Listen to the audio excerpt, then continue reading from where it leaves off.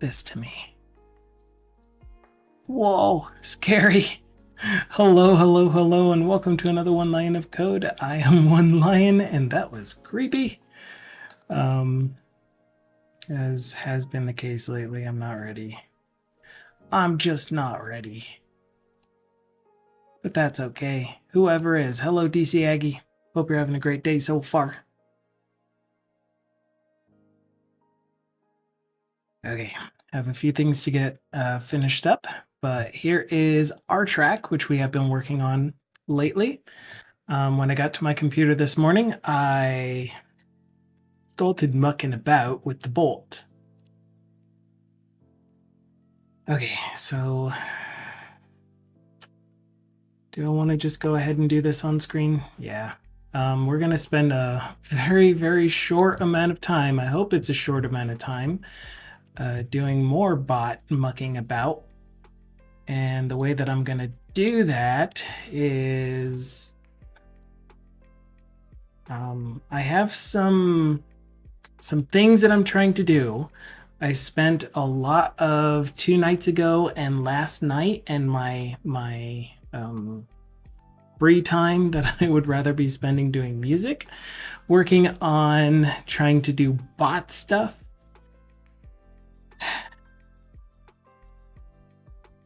And I am going to make an iTextGen web UI service instead of that one. I'm going to make it public. So what I'm doing, oh, I guess I didn't really finish what I was trying to say. So I spent a lot of time because the libraries that are needed in order to get TextGen Web UI and pretty much any inferencing backend to work with a 5090, you kind of have to compile your own libraries. Thankfully, the what's it called? The PyTorch libraries, they have a nightly build. So I guess the issue is this: 5090 only the only CUDA version that supports 5090 graphics cards is the 12.8. Nothing uses CUDA 12.8 at the moment, except for the PyTorch nightly build. So I found out that I needed to install the nightly build into the environment instead of using the current whatever it was Uba Booga wants us to use. Then I was able to get the UI loaded, but when I tried to load a model, I had some issues with flash attention, which I still have no idea what that does, but I found out how to compile it on that machine with CUDA 12.8 under whatever the environment is over there. And so that took about an hour and a half to complete the build for. That was insane. And the CPU was at 100% the whole time. I was like, oh my gosh, am I gonna break the computer? Break the new computer? So then the next one was, after I got that working, XLlama, which is a loader, or specifically XLlama v2, which is a methodology, I don't know, some kind of library that's used for loading models, especially quantized models, was not working either. So I had to compile that myself and go through this whole rigmarole of figuring out how to do that. And I finally did this morning at around 6:30. I finally got the last bits of that compiled. TextGen is up and running, and I'm able to do inferencing on that machine, but it's still broken because there are some errors that happen when I try to do the inferencing. And so what I'm doing is setting up the bot so that I can switch between, in real time while the bot's running, switch between using the LLM on this machine versus the OpenAI API backend on that machine. and I'm nearly done with it. I just want to get it done. And if it doesn't work after getting this set up, at least it's set up, and I'll be able to switch back and forth as I try to do more stuff with the other thing. What am I trying to say? As I try to get that computer working fully. So what I'm doing here is I'm creating an TextGen Web UI service, which is going to be a text generation service, which is from Semantic Kernel, because I wanted it to be compatible with Semantic Kernel in case I ever switch over to using Semantic Kernel. So I have that, and I wanted to add this ability to change what the active endpoint is for the TextGen Web UI API. And so hopefully that's what this is doing. I have a feeling this is going to fail because I don't think you can change the base URI after creating the client. But I'm doing it here in the constructor, so I don't know if that's true. Maybe we can. So we're going to find out. Since they're both running the same OpenAI API, there shouldn't be any issues with needing to update any methods or anything like that either. And hello, McNets. So what I'm doing is creating UI for it, doing the injects and everything, iTextGen Web UI service, which means that I need to update everywhere that I have iText generation service. Wait. Oh, that's in miscellaneous files. I was like, what? That's not mine. Service extensions. This one?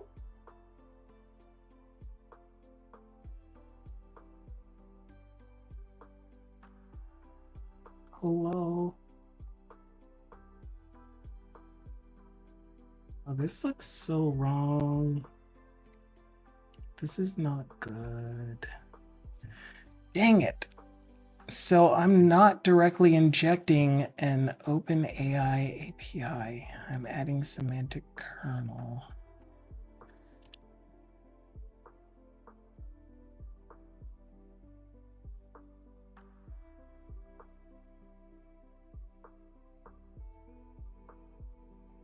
Okay, this should work. I hope.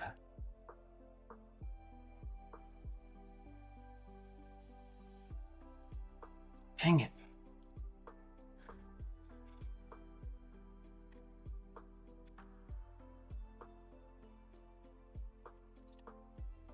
Dang it. I honestly don't think this is gonna work. Well, poop. Add scoped iTextGen Web UI service text generation. Oh, excuse me.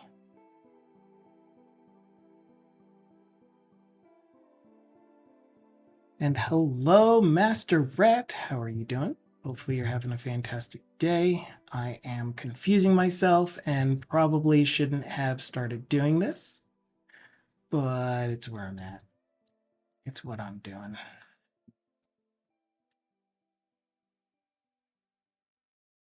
Okay, hopefully that resolves any of my service dependencies and injects. So now, sure, we'll make it a H3. Available text. Actually, no, we're just going to make it a label. TextGen API endpoint. This will be a select.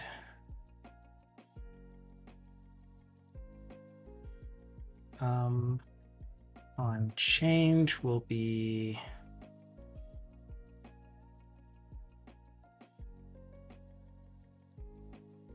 change OpenAI API endpoint. You say that. I don't know how to speak. Okay. OpenAI API configuration will never be null. There isn't even a such thing as OpenAI API configuration with an underscore. Come on. What are you called? I forget what it's called.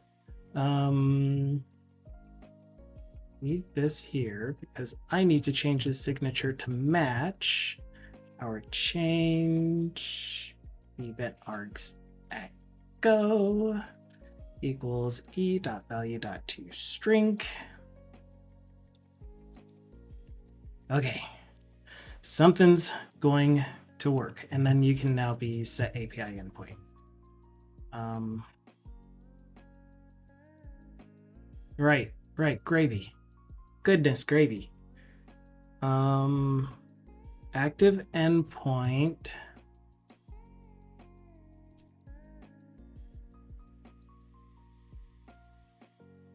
Yeah, we'll do it like this. Okay, so if string is null or white space, active endpoint, or our list of endpoints doesn't contain the one that we're trying to pick, then we will set it to the first endpoint in our list of endpoints. Problem is that this is first or default. So then let's just default it to string.empty for now.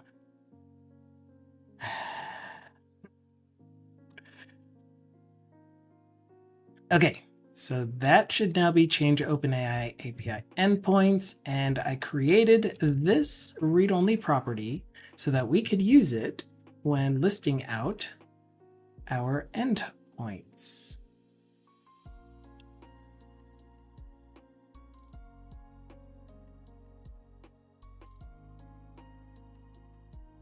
And the thing that we want to check up there is if this is null. Okay, and hello TBD Gamer! Welcome in.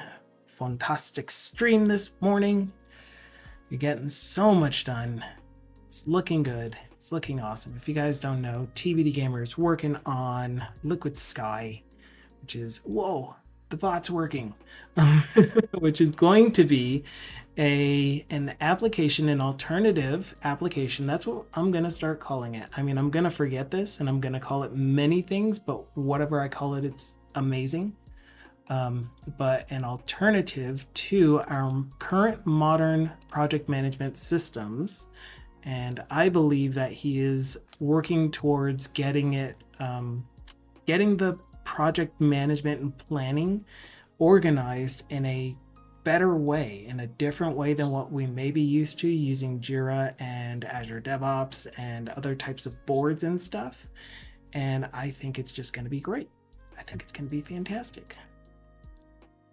So check out his streams. He streams from 7 a.m. to 9 a.m. Eastern time, which is currently UTC -8. I said 8 -4. I went the wrong way. UTC -4. Japers.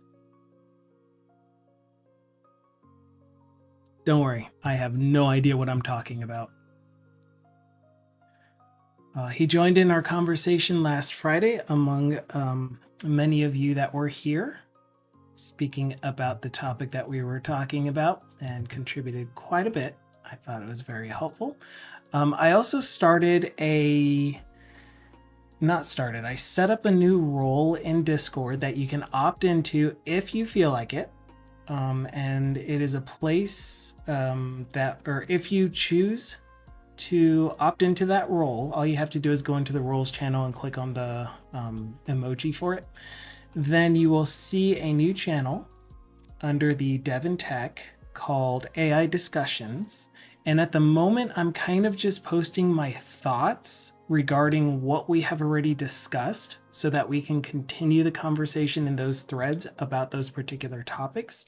But I welcome you to post any topics that you want, even if you are strongly against the use of AI. Like AI shouldn't exist. Please put your opinion in there. Try not to attack people when you do, but definitely feel free to put your opinion in there. We will respect you as much, even more than you might expect. Hopefully more than you expect. Okay, so Thindle is saying, lurking today, got tons to do. Just wanted to say hi. I know the feeling. Absolutely know the feeling. Audio on, ice and we're all cool. Well, thank you for listening in, but of course, you know, if I do get too chatty, too annoying, feel free to turn me down. Turn down for what? DC Aggie says, I will attack Zuckerberg and Bezos as I believe it is implied that they are not included in people. They are. So everyone, everywhere. I know you're joking and all, but I mean everyone. Don't attack. Just state your opinion. State what you believe is wrong with it. If you want to say people, then people that do X, Y, Z and generalize and stuff like that, do so with care. That's all I'm asking.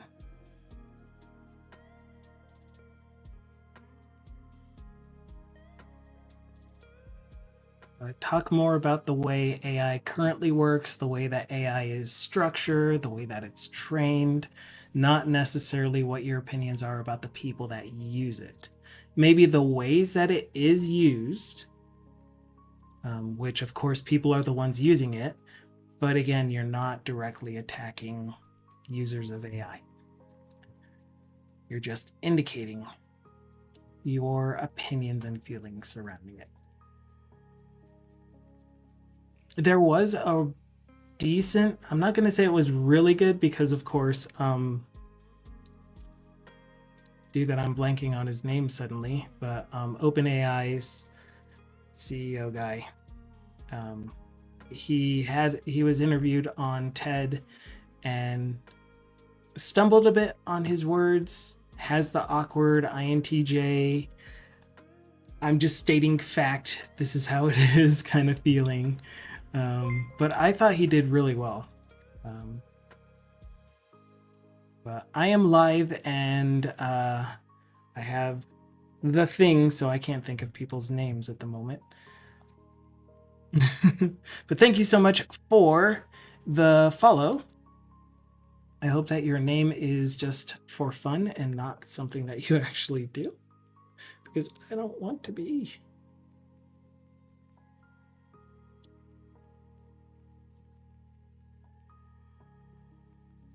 Okay.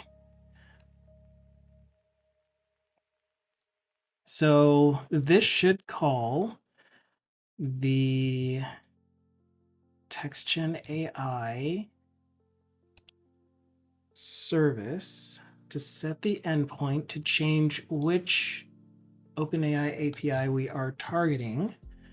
So let's just give this a quick run to see if it even loads, to see if the dependency injection is working the way that I'm expecting it to. And if not, then I'll just not deploy this and we'll use the current version of the bot, which is already running on the server.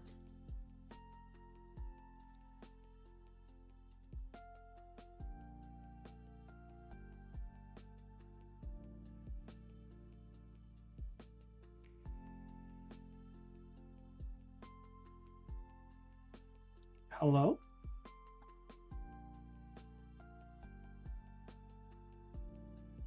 Was it because I was opening the browser at the same time that you got angry? I don't think it liked me doing that.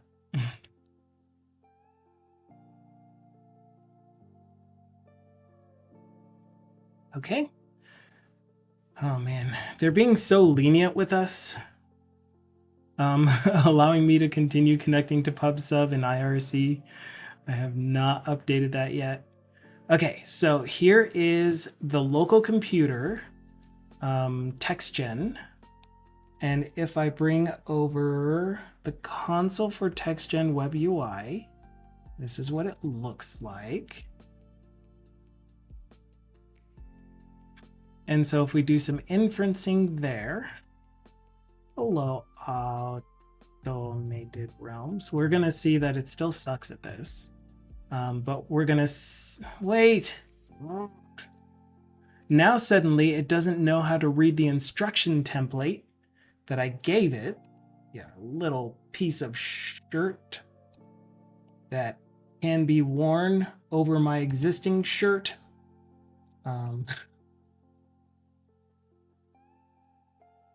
Let's change that to this.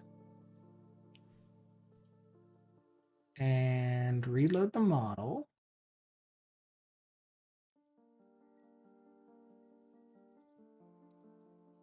Let's try that again.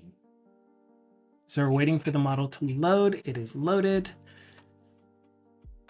And this time it's going to take a second before it hits the server and it does the inferencing. So it's going faster already. Faster than what it was doing before. Oh, because I'm running locally. So of course it is. Okay, so that is using this one that is running locally. And if I change that to use Lev, which is that computer over there, hopefully that just worked. I don't see any errors in the console. I didn't see anything pop up in this thingy here. So everything looks like it worked without giving us an error, including updating the API endpoint. So question is, if we talk to Lev, you guys won't be able to see Lev, but I'm remoted into him.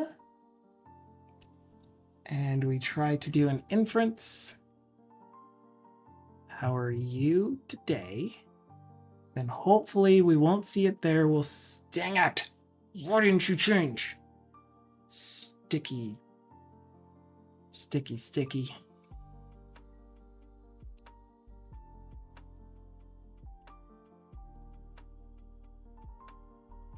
Oh, I guess that's bad because that means that I also didn't see any of these log messages show up, which means it's not calling this as I was expecting it to.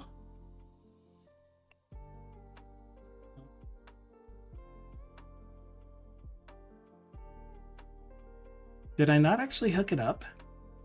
On change OpenAI endpoint, change event args. Okay. Console right line. Okay, that should hot reload. So he says.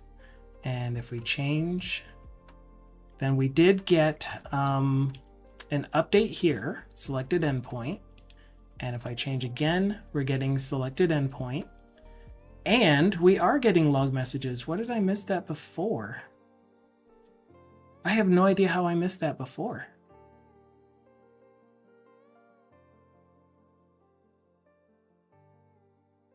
Because it didn't print before. That was the first time that it actually did the change. Anyway, how are you?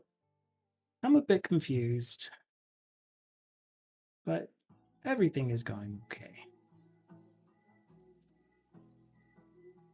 And what do we say? We got a response from here and not from Lev.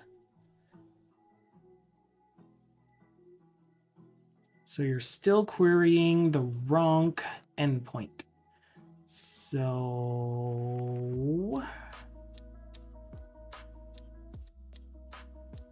I don't need this.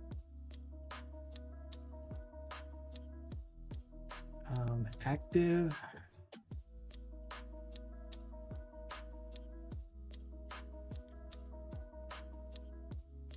endpoint.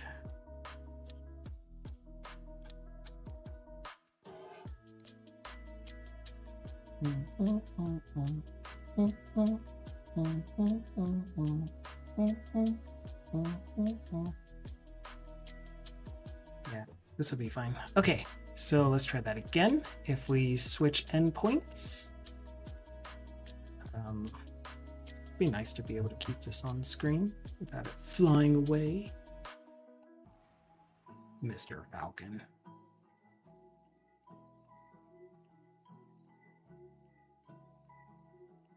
Okay, so that time we have selected endpoint and it's picking that one. And oh yeah, duh, we were getting this message. So the TextGen API is reaching this log warning or log information. Where are you? Log information API set to base address. And instead, I want it to be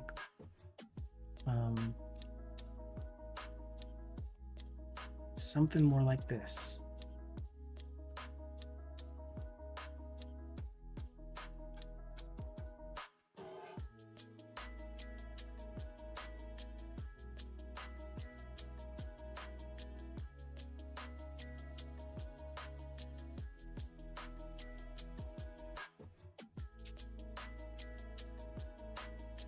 Okay, let's try this instead.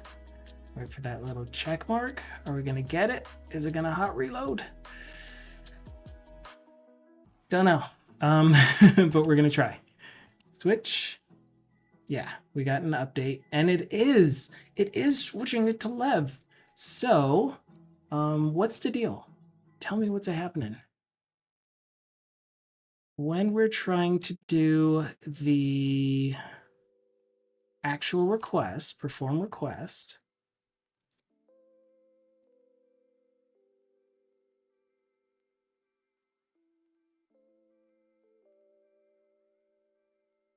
oh, because we're not logging debug. Let's just change this one to a log information for a second.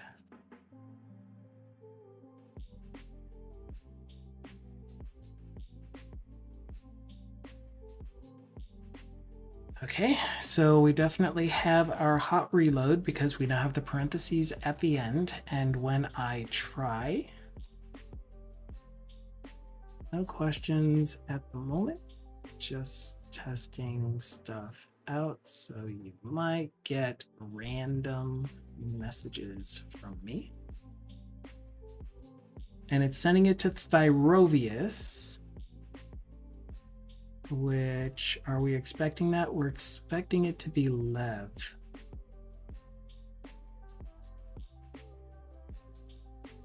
Aren't we? Okay, and if I refresh you then, is it because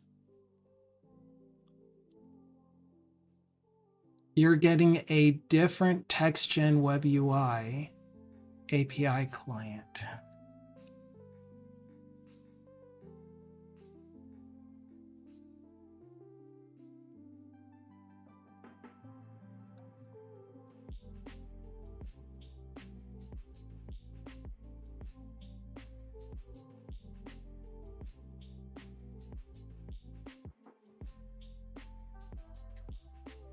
There it is. Do post to Thyrovius.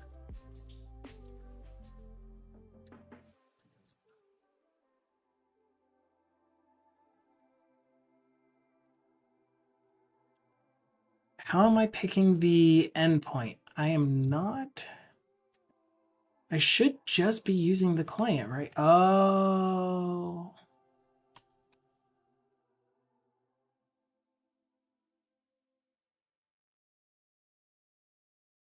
Wait, no. That's the relative URL. Wait, how am I getting a printout of the actual post? I printed out the wrong line.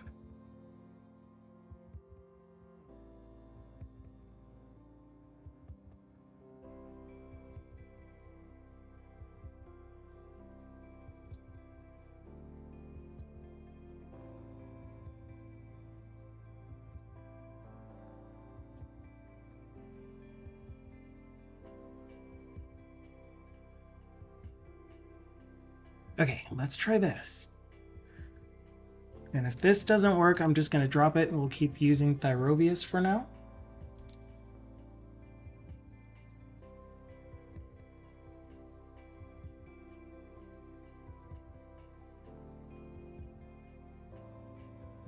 And there is another issue. Angie is listening. Angie is listening. Hey, Angie. Can you maybe perhaps kind of sort of stop listening? Hey, thanks. Okay, so I had two bots listening to the stream.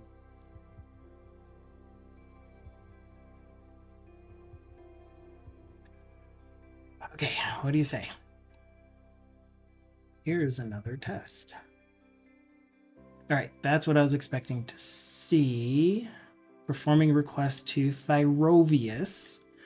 And again, if we tell this thing that we were switching over to Lev, which we see happening if I change back like that, API endpoint adjusted to Lev with client.base address is Lev, ampersand, we sent a message and we said, "Oi, good day." Then it says that we're sending to Thyrovius still, even though we saw that it said it's updating. At automated realms. How about this one?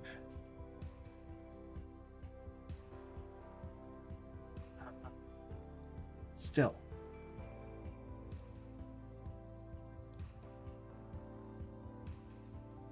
Still Thyrovius. How annoying. Okay, so we're gonna leave off with that. What should I set for dinner? Eat for dinner. I'm sorry, but I don't have personal preferences or recommendations. You can try searching online or ask someone you trust for suggestions. That's not helpful, automated realms. Useless! I'm here to help in any way I can. If you have any questions or need assistance, this is not the automated realms we know. Oh, I miss you, automated realms. You used to be so snarky.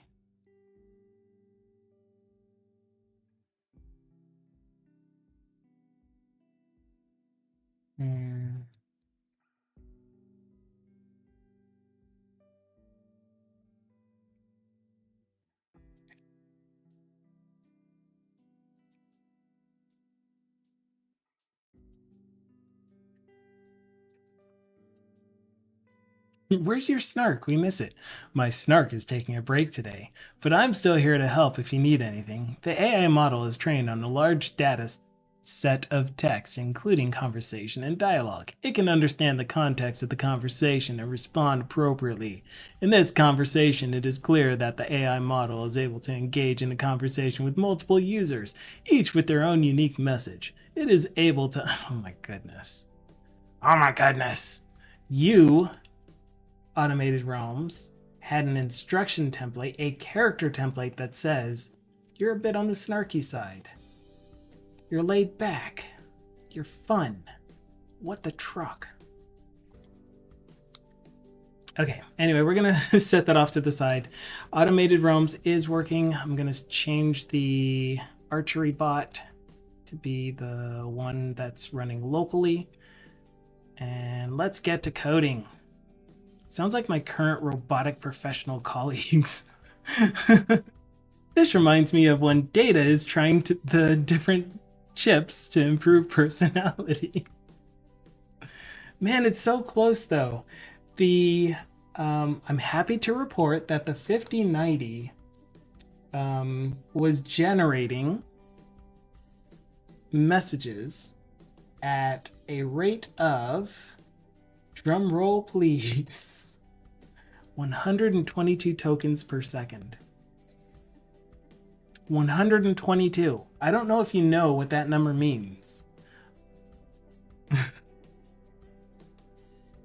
Like these, you can barely see them. I'll zoom in. But the ones on the 4090 range anywhere from 13 to 60. We saw a couple of 70s. It's 120.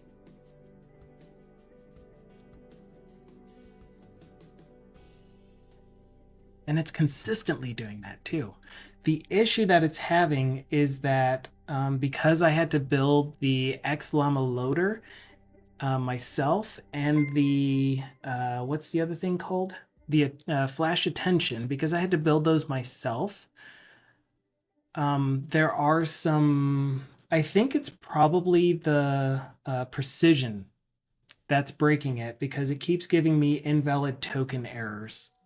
And so it'll stop partway through a message. Like, I don't know how to parse that. I don't understand it. And it's either because it was maybe targeting the wrong architecture. For whatever reason, the file that I got back was ARM64, even though I was compiling it on a x64 machine. So I don't get it. I just don't get it, you know? Anyway, thank you so much for the follow.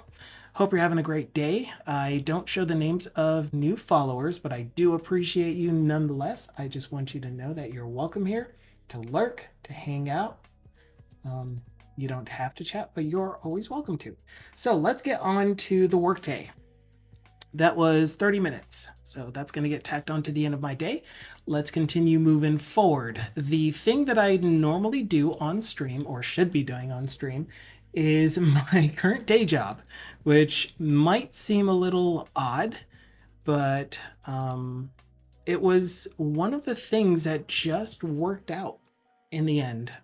When COVID happened and we were working from home, I always wanted to do some amount of streaming in some way. I just didn't know what I would be streaming. So I checked with the organization that hired us, made sure that it was okay and everything.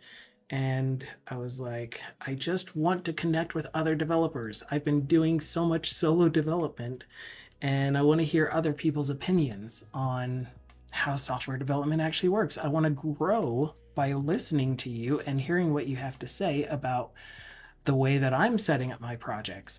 Maybe I have something that I could share with you that you like or that you would do differently, and you could grow from that too. And we can all just share with each other. So I started streaming, doing my day job. And so the application, I manage many applications, many multiples of applications, multiples of many applications. Let's put this here so I don't lose you. Close you. And I need a window for this stream. I mean, I need a browser for this window.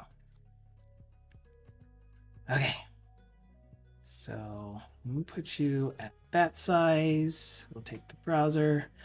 I'm going to go through this really quick, not give the entire spiel, but we do have a couple of people that I have not seen before. Maybe you've just been lurking this whole time, and that's absolutely okay. But the short of it is that I have a whole bunch of applications that we brought over from JSP to .NET. And now I'm in the process of upgrading the .NET versions, applying more standard practices, modern practices, because I had to be in a rush when I did the initial conversion. And now we have a little bit more time. I still have a lot of work for features and improvements that the team that uses the applications are wanting. But this is a bunch of applications. Some of them were VB6 applications that I brought over to VB.NET. Water management, we actually had an outside consultant in the beginning work on converting that to the VB.NET WinForms version of it. And then I took that and I brought it over to Blazor more recently. So this is probably the first .NET 8 Blazor web app project that got deployed to production.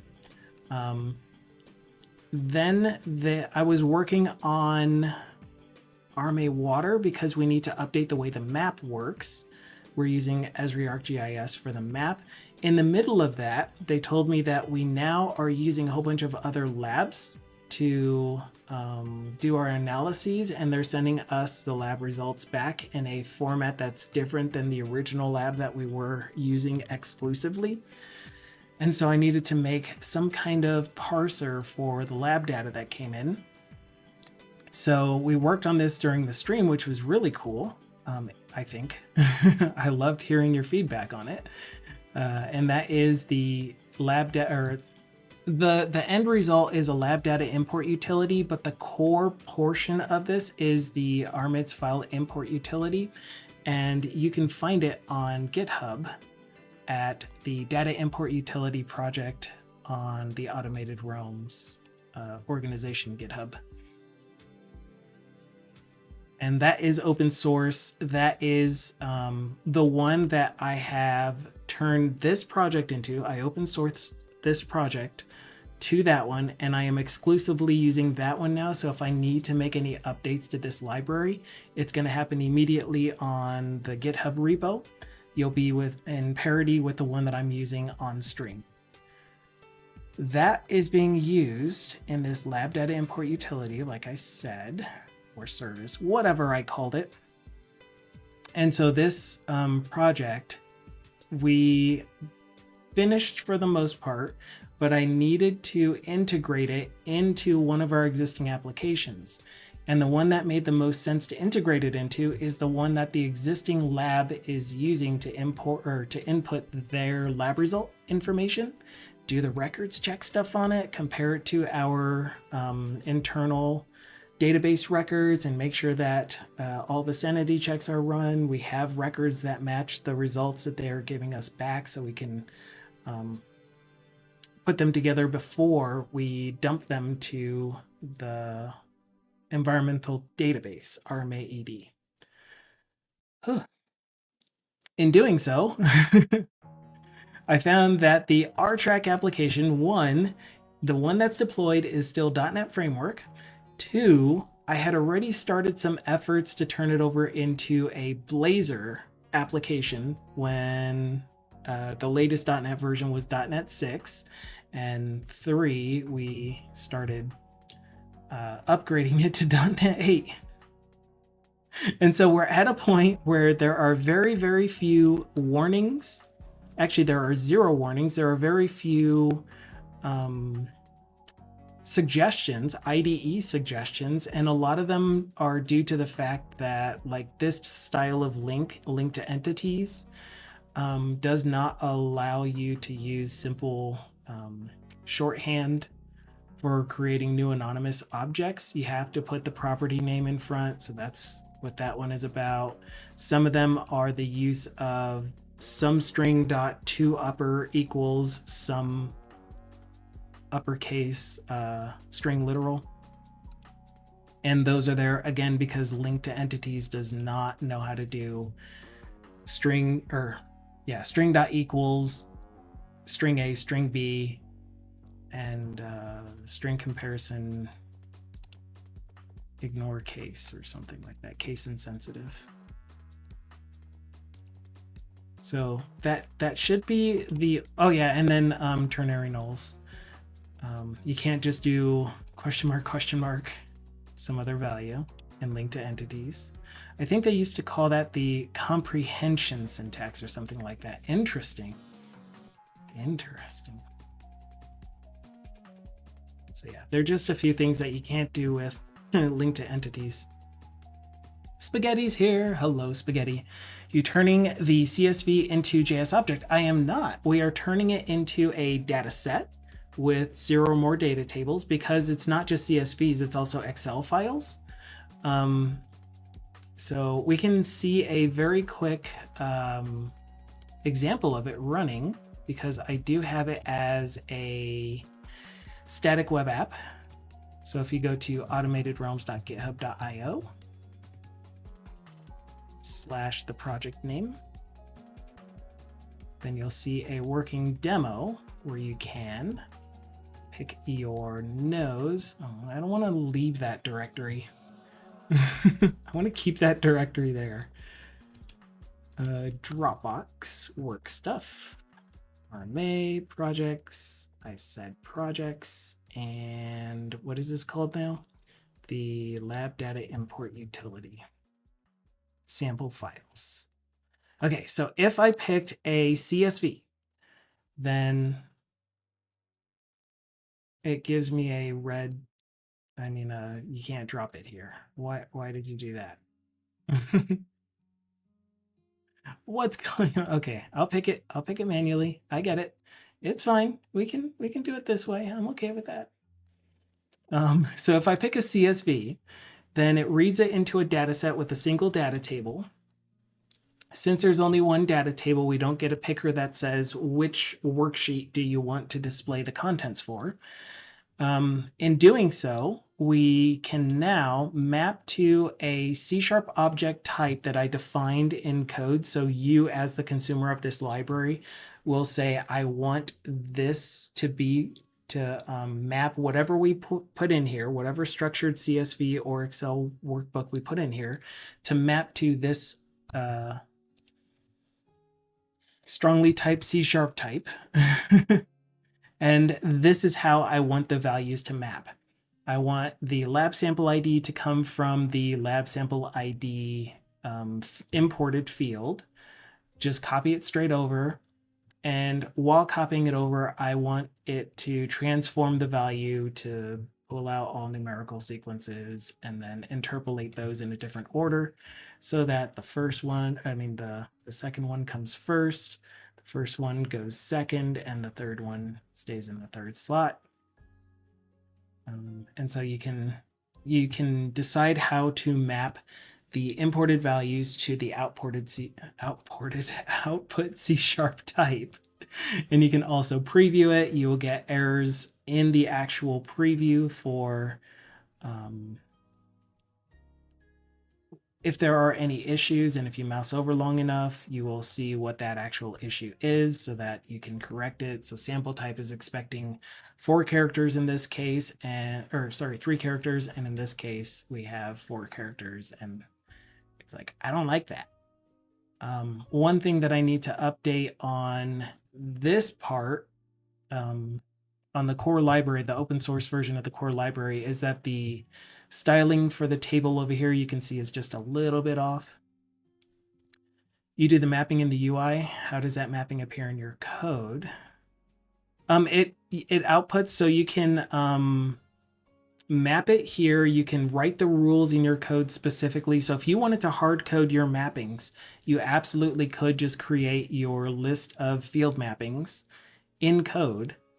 Maybe you read it in from a saved JSON file. So you serialize your current mappings to JSON, you read it in, deserialize it to this field mapping list, and then it will apply to every sheet that you put in there, every CSV. You can, what I'm doing with the actual lab data import utility, what's the site for it? LDU, right? Yeah. What I'm doing for my application of it is I'm making it so that the user will map it once. So the tool is specifically used for, are you going to give me my prompt? Why did you show up behind stuff? That was weird. So that the user could define, let's say they picked a workbook instead. So an Excel work. Why can't I drag and drop into this browser? That's so weird. Let's say they picked an Excel workbook instead. I don't know why it's not displaying. Did something break? It's probably just taking a minute to read the file. I don't know what's going on. Well, let's just do a CSV file. Or that file, whatever. Anyway, I picked another workbook file. And so this workbook file has a specific structure. It has a certain set of columns and certain data types for those columns. So what I do is for every single file that gets uploaded and they take the time to set up a template for, they can save that template and be able to recall that template. And this will recall, you can use any template that you have saved to apply mappings to the current file. It'll try to match whatever fields it can find. But the ones with the stars are the ones that have the exact same column matchings. So pretty much that this file was used, or another file that looks exactly like this file was used to create that first template. These templates were created using files that kind of look like it. Maybe they had different data types. Maybe they had a couple extra columns. Maybe they had a couple missing columns. But those, they would apply to this one as much as they can.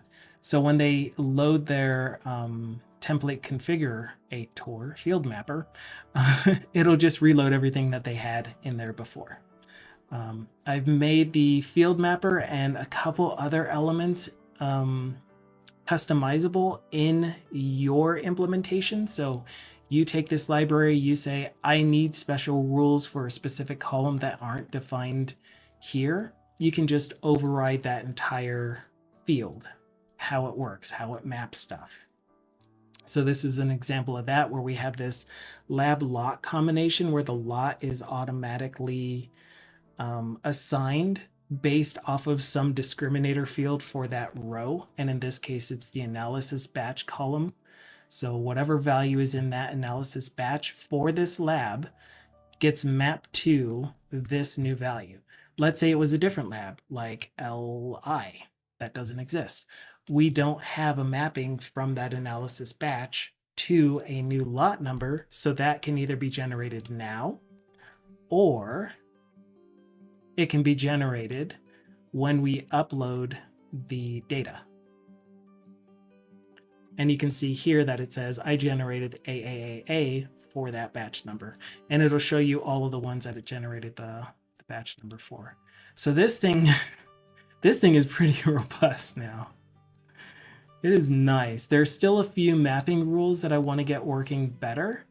The main one is a conditional mapping rule, where if this field, or if this combination of field, or if this mapping rule evaluates to some other value, then apply this first mapping rule. Otherwise, apply the second one.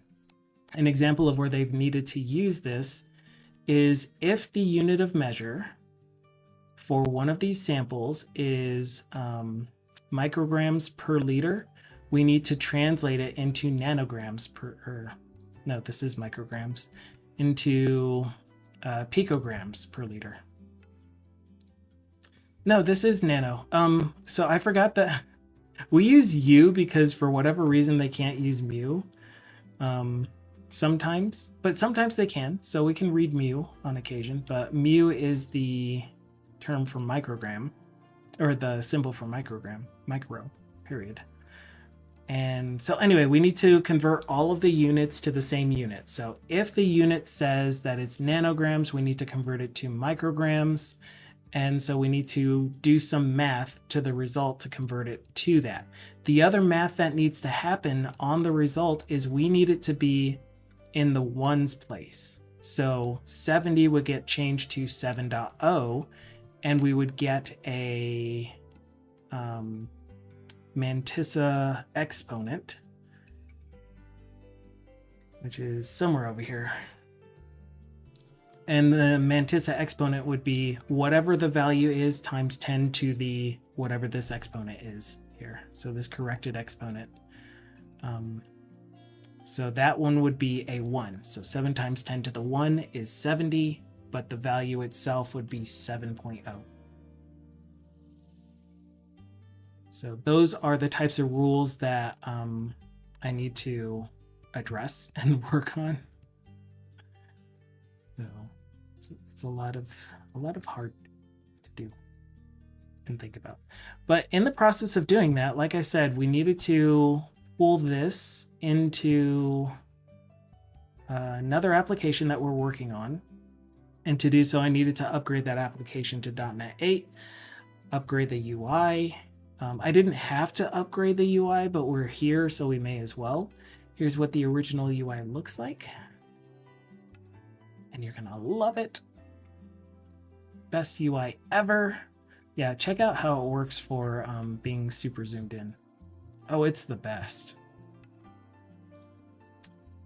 I made this. This is the only part of the entire UI that I redesigned.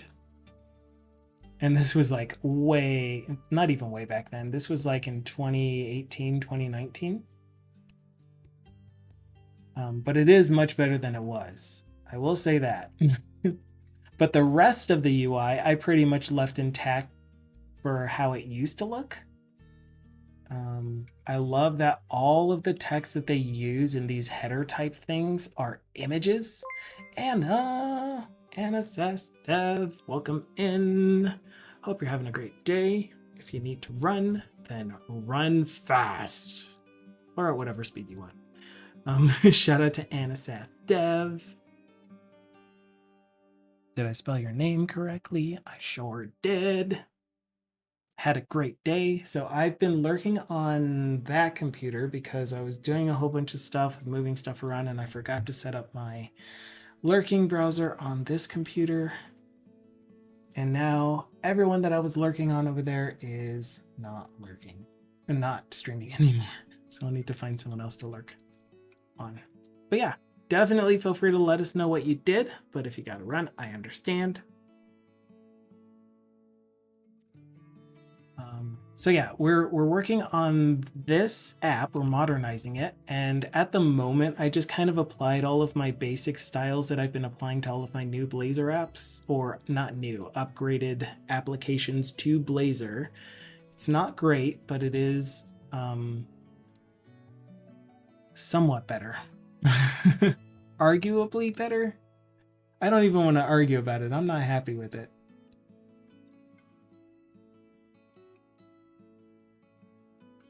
Emporium guy, thank you so much for the lurk. Anna is saying, I have a link to my Blue Sky. Oh, was working on my custom markdown parser and editor for my Blazor app. Awesome. I have a link to my Blue Sky post I made last week of the current feature. Let's take a, where is this opening? Which browser are you not using? Oh, I'm so confused. Okay, that needs to not go away. That needs to stay open. Then I'm gonna put you there.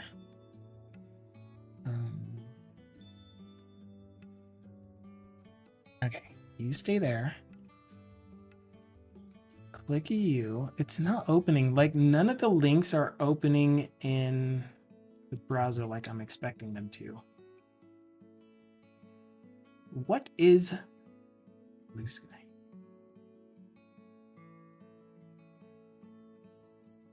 All right. So very nice. Very, very nice. So you get, not only do you get the ability to type Markdown and see the result of it, you also get controls for adding the Markdown that you need in line. That's so nice. Super, super nice. Very cool. It'll be a full text editor. Editore. Everything from bold to tables and such are implemented as well. Awesome. Super cool. Very, very cool. Well, it looks great. You're doing fantastic. I'm gonna make it easy to use this as this is a component too, right? I mean, I would be able to go to your repo and either get a NuGet file, or you're going to post it to NuGet and add it to my project, and now I have this Markdown editor component.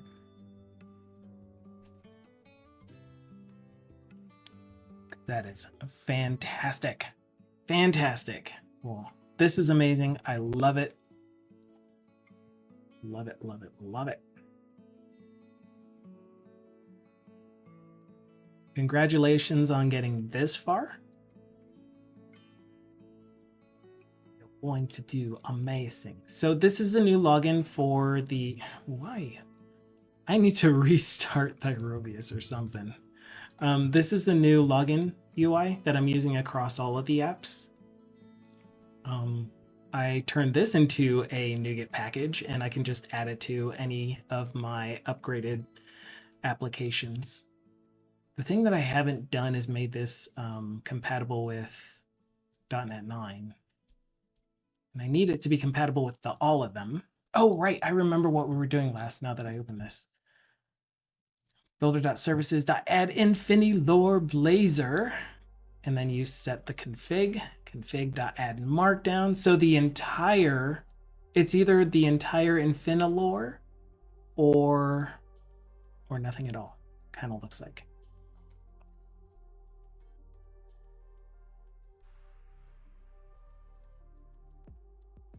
basically making my own component library for Infinilore. Yeah, perfect.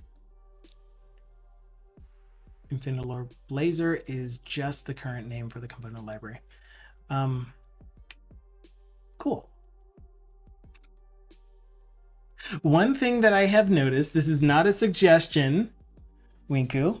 One thing that I have noticed is that I have wanted to be able to pull in only individual components instead of an entire component library. So a thing that I have done that you do not have to do, but you might find it beneficial, is not only do I have the one overarching component library where if you import this, if you do services.addBlazor, I don't know what I called it. services.addArmitsBlazor would be the name for my work product. But the one for this one, I don't know what it's called, man. It's called something. Goodness. I don't even see it in here, but you get a NuGet package essentially for each of the individual components, and if you just did the add entire library name, then you get all of the components. So you can pick and choose which component libraries you want to use or which components you want to use from the library. You only want a card, you take the card. You only want a carousel, you ask for the carousel. I don't know where all of my extension methods are.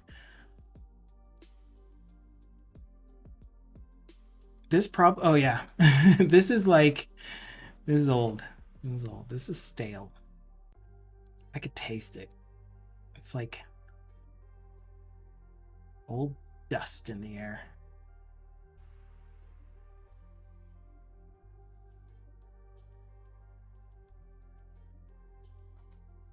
But anyway, my work product does that, at least.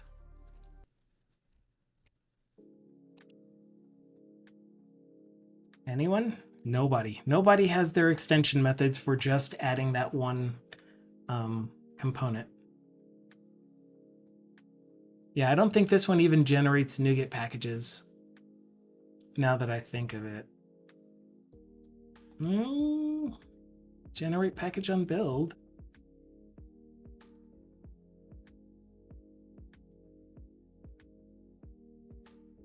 There is no setup for them. All you have to do is add your NuGet package.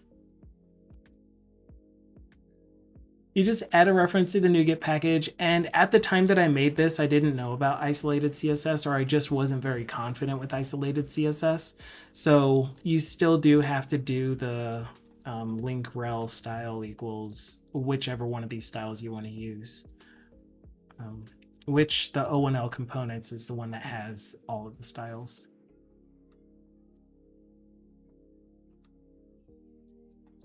Anyway, so yes, that's exactly what I was planning. Infinilore Blazor is just the current name for the component library. Maybe could name it no, Infinilore Blazor is fine. It's perfect. I was just thinking that you were going to get the entire Infinilore application and the components for it, but no, it's just the component library. And the Markdown one is already a separate project, which I want to be a standalone option as well, for the exact reason that people are always looking for a good Markdown editor. I applaud you. Thank you so much for that. We're going to need it. It's going to be used very, very much. All right. So this is the new face of RTRAC, which is semi-modern. I am not the strongest in UI design, but I do love to implement other UI designs, other people's UI designs. I enjoy it very, very much. And so what we've been working on is this lab toggle, because as you saw with that data import utility, the lab data import utility, I am telling it which lab a certain file is coming from, and this tool is intended to work on a lab basis. So these TRNs, which are not going to be TRNs anymore, they're just going to be imported lab lot records, are interesting. They're very interesting. They are specific to a lab, and what's been happening is that my lab switcher does not tell this thing to update to query the right thing, and it's because it's always querying for the entire set, and there's just an issue with the way it's querying. So we're going to fix that today. Okay, so Anna said, I'm planning to make the entire Infinilore application program.cs setup to be in a basic library format as well. So if you want to self-host, that you can easily have all the control without seeing a program.cs file or line that is hundreds of lines long. And I understood what you meant. You did amazing. Okay, so we really got to get this, and it's not just this page, it's all of the pickers. So everything that has a list of TRNs, they're not using the active lab the way that they're supposed to. So there is a lot of functionality in this application. Man, I did not like that experience just then. I was trying to go to this menu so that I could pick, and I was going back and forth between them. And then at one point it disappeared when I was trying to go over. I really don't like it when websites have that. It's like, just, and I thought I made them big enough that that wouldn't be an issue, but obviously I was, anyway, I think I'm going to go and lurk. I need to wind down a bit. No problem at all after the stream. Hope you have a fun rest of your day. You as well. So just know that anytime that you raid in, you are under no obligation to stay for any specific amount of time. I know it's etiquette to, but I just want to give you the freedom to, if you just don't feel like it one day, if you're just tired, or if you need to run or whatever, you don't have to stay for any amount of time. Be free, little one. Flutter, fly. And hello, tricky lady. Well, with that said, back to lurking. If it works for you, do what brings you joy. I say that, but I also mean do what brings you joy that doesn't violate other people's joy. Yeah.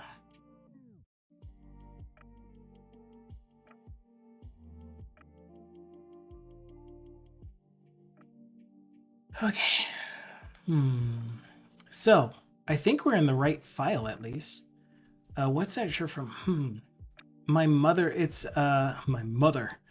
It's a shirt, one of the shirts that my mother-in-law got me because she heard me talking about the HoloLens. You were working in the yard. I think that was supposed to be on another chat, or maybe it wasn't. Who knows? So anyway, my mother-in-law started buying me random shirts that have these clever sayings on them, and I love them so much. They're perfect, and I love wearing them, if you couldn't tell. I don't even think I had a moment to say hi to Anna. Rude. No, I'm kidding. You're always there supporting her, so, I mean, give yourself a break. I'm sure she felt you in spirit. Now that I came back inside, I see she's already rated out. She'll forgive you. I know it. I'm biased though, aren't we all? Aren't we all? She's Belgian. I'm Belgian. The whole world's Belgian. No, it isn't. It really isn't. Okay, I need to figure out what's going on with this query. She's a dev. I pretend to be a dev. You know, when I've seen you speak in other people's streams, like when I first saw you, it was on TBD stream, and you were just learning or you were just getting interested in development, and you're able to keep up with what he was saying. And it seems like you can just pick up on a topic pretty easily, which is very impressive. At least that's how it came across. So I think that you're probably already at dev status. Here is the query. No. Just no. Thindle says, trust. Did I say hi to you, Thindle? I saw you come in, but I was blabbering. Shout out to Thindle. Great stream yesterday. Trust me, I don't feel like a real dev either at times. And for some reason, people pay me to do this. I did say hi. Good. Good, good, good.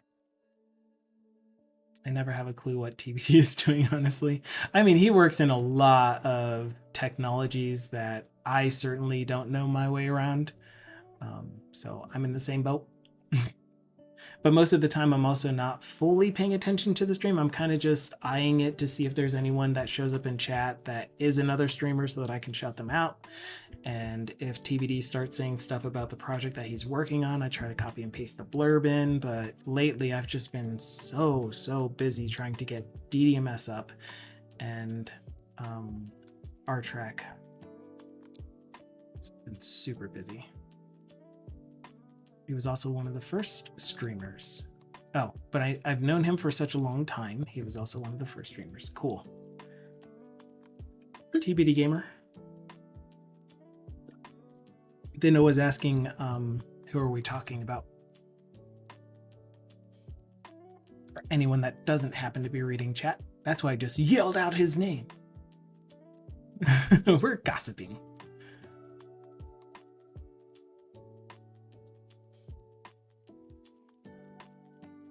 He's a real gem. So yeah, so this query looks to be fine. We are querying for where the oh yeah, we were gonna check to see if in TBL imported TRN, if maybe I have an actual space, because I'm sure we found out that the lab or that the database is set up to be case insensitive currently.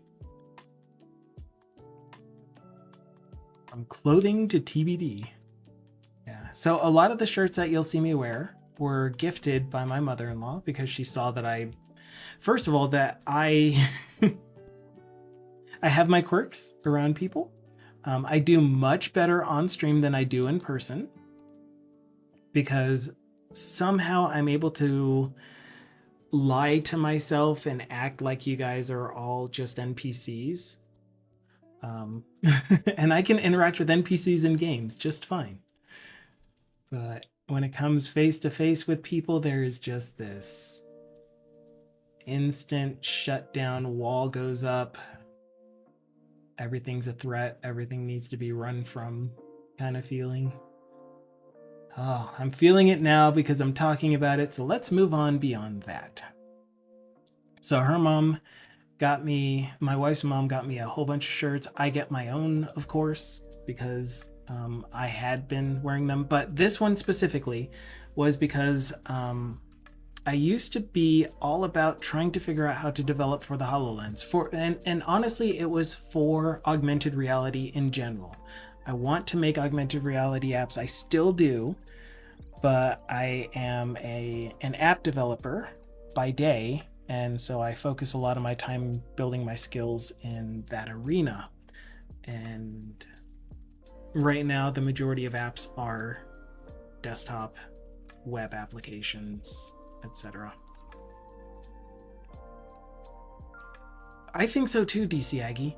I'll read off your chats so that everyone knows what you're talking about. But so I had her try it on so that she could do the hummingbird scenario thing and interact with the stuff, and then that aliens coming through the walls game that's on there, and she loved it. She had fun with it.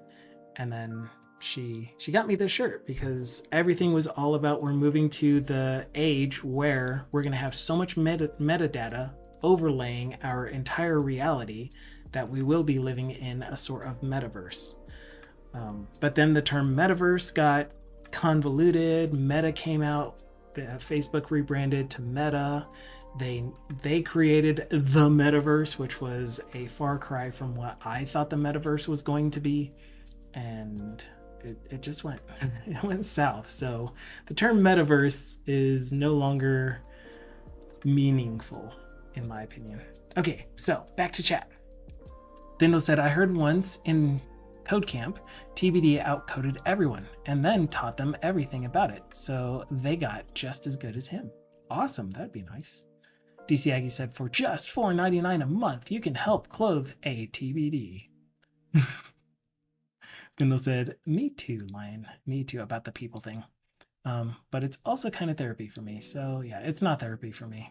I'm asking the question and I'm answering the question, is it possible to live in a loving way and affect many, many people energetically without physically interacting with them?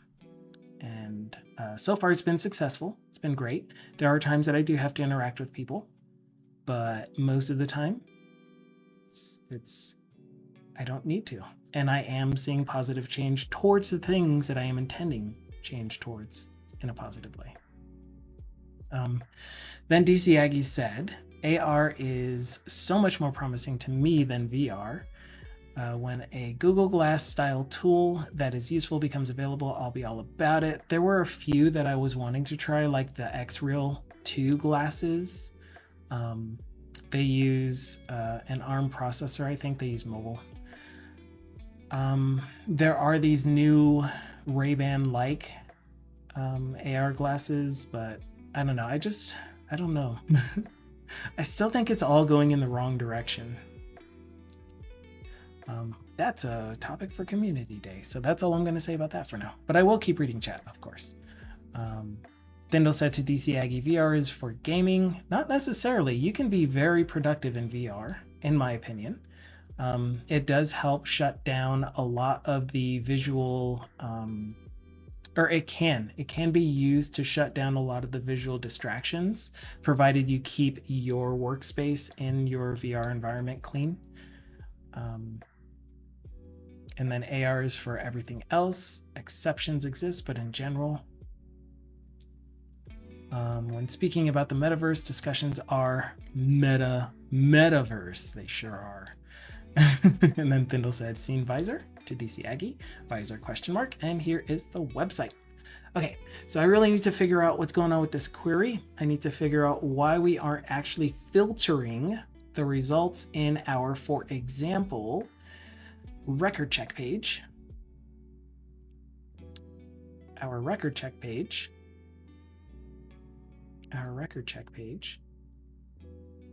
No idea where our record check page is.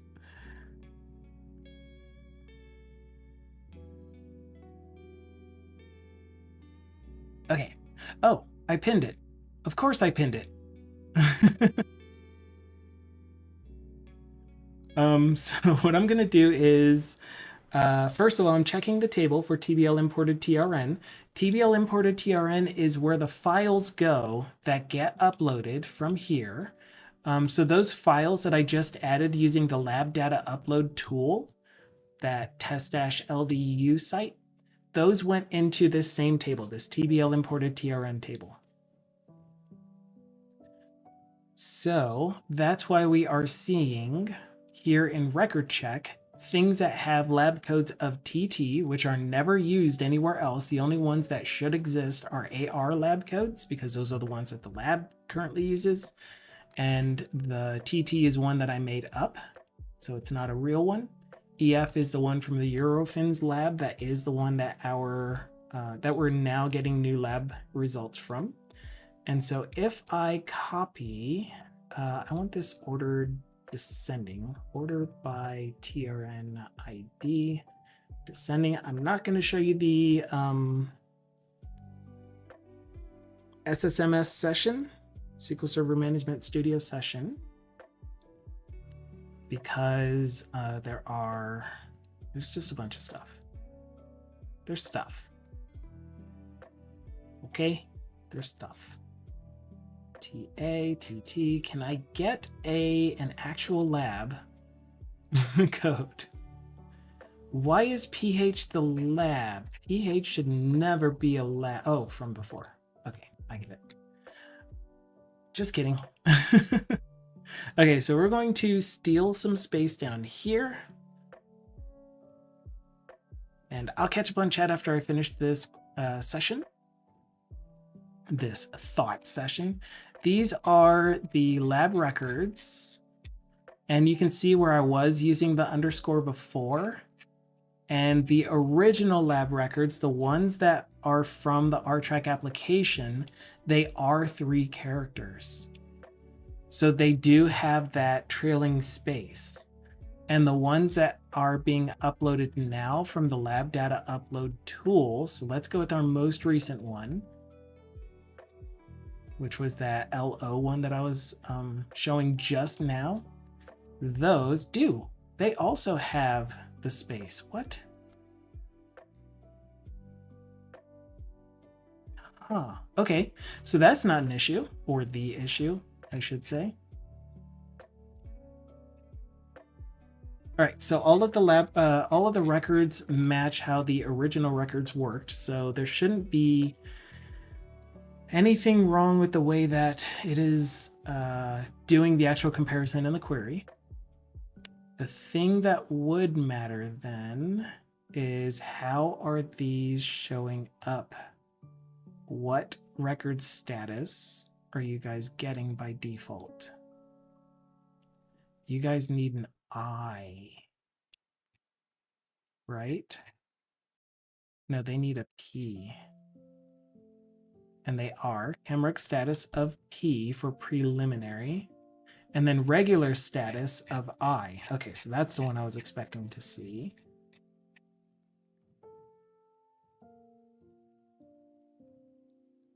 Those are finalized.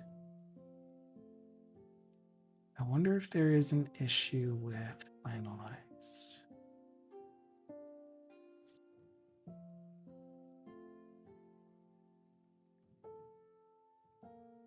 Do I have any TRNs, like regular TRNs for AR? That would be nice.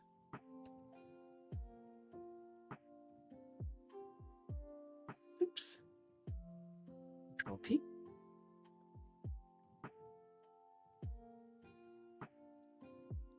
Test. No, RTRAC.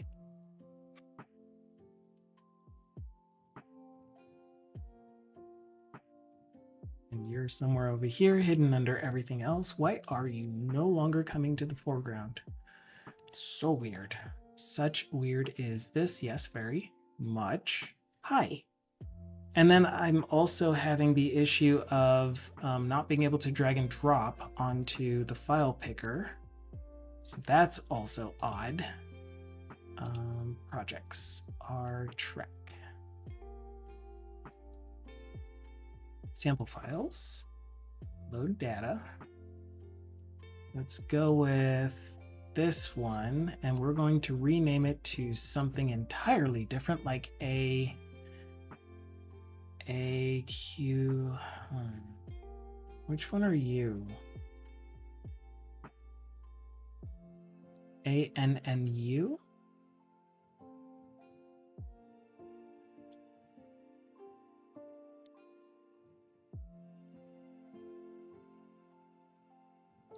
We'll do ANNV.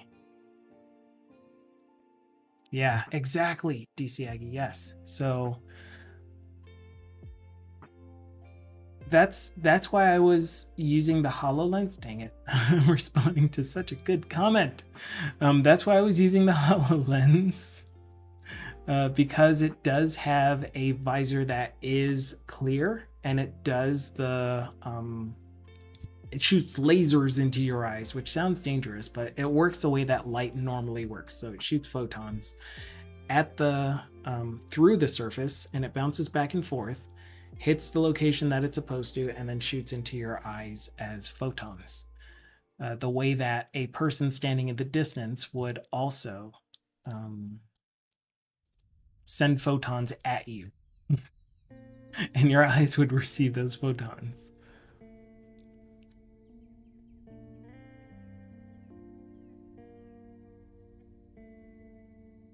Wow, that's taken a long time. Either projected transparent lens or directly into my eyes. Yeah, and that's kind of the one that I'm looking for. Like, I don't like the reflection one, the one that is just sending it, like, here's an ultra high definition screen and then it's angled just right so that you can see the reflection on your stereoscopic lenses. I would rather have it be something that makes it appear as if the light is emanating, is shooting at me from where the object is supposed to be placed. So that failed. Did I get any records? No, that did not give me any records either. It failed and I don't know why. And I don't know why. Actually, maybe I do. I updated the file name, but I did not update the file contents.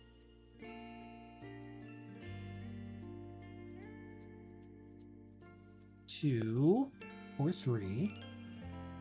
Instead of AQQR, we're changing it to ANNV. Save. All right, what do you say now? Are we good? You probably failed because there were records that didn't match the file name and a whole bunch of other weird stuff. But now you're taking a long time again, so it's highly possible you're just not going to upload.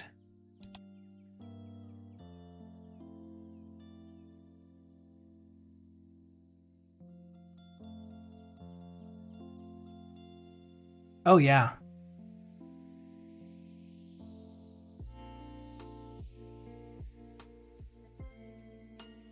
That is a good question. Oh man, a TRN already exists for that. So let's pick a different random combination without making it too crazy. Wise. This thing doesn't really use wise. So let's do a.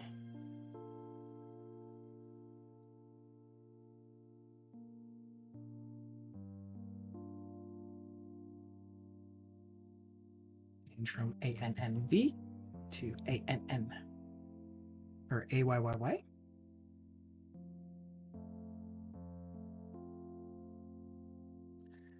Done, son. Okay, so since I am in the middle of this and it's going to try to load, I'll read Thindle's comment. That was still part of that previous conversation. All rules have exceptions, yeah. But in general, I think that's kind of where it's leaning. Personal opinion is personal, of course. And yay, that uploaded successfully. So if we look in record check, we will see AR, AYYYY, why?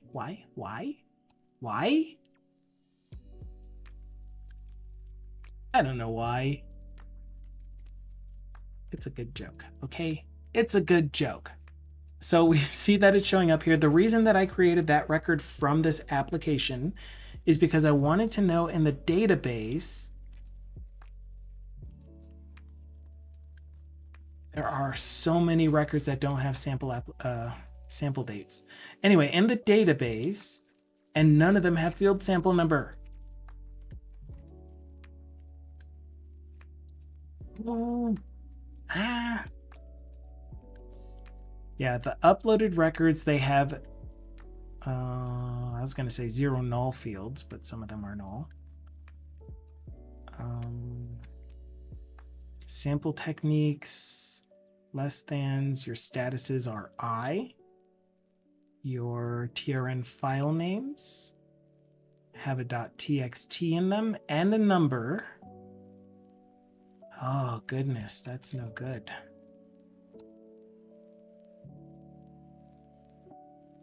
And your chemrec status P.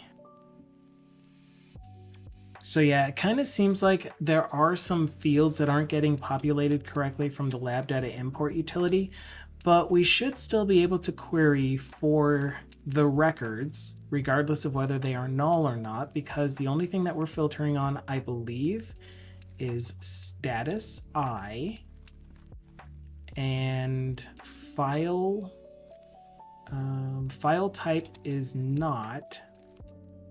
is not CQC.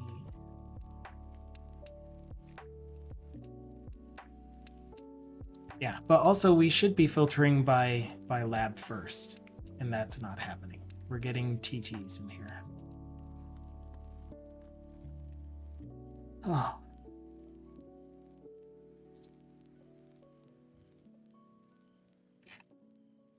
So I need to figure out when this page loads, how are we getting the labs, and what happens when we change the lab drop down from the lab picker.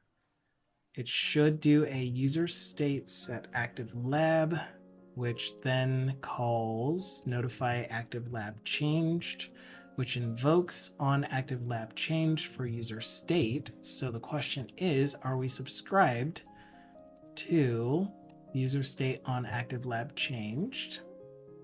And we do get lab lot list. And we check to see if the active lab is not null or white space. If it's not, then we do the do. Okay, so we're going to do the do. The reason I'm using await invoke async state has changed here is because we are subscribing to an event and we don't know if that event is running asynchronous on a different thread. So this is a safe way to make sure we are on the UI thread before doing the state has changed. It's not appropriate everywhere. I was using it everywhere. It does add a bit of overhead, so use it only when it's really necessary would be the recommendation. I still will need to fully understand when it's necessary, but we're going to do some breakpointing. We're going to do the server side implementation, and then it's going to time out while we step through this. It's going to be great. Thank you so much for the follows. Everyone that has followed in this past hour, thank you so very much. You've been amazing. Hope you're having fun. Hope you're having a great day. I am One Lion. For anyone who has not been here before, I do work product stuff, so real world software development as a software consultant. I am a private contractor, if you know what a 1099 is. I am a subcontractor to the prime contractor at the Rocky Mountain National Wildlife Refuge, and I work on these applications by myself. And there's a lot of applications.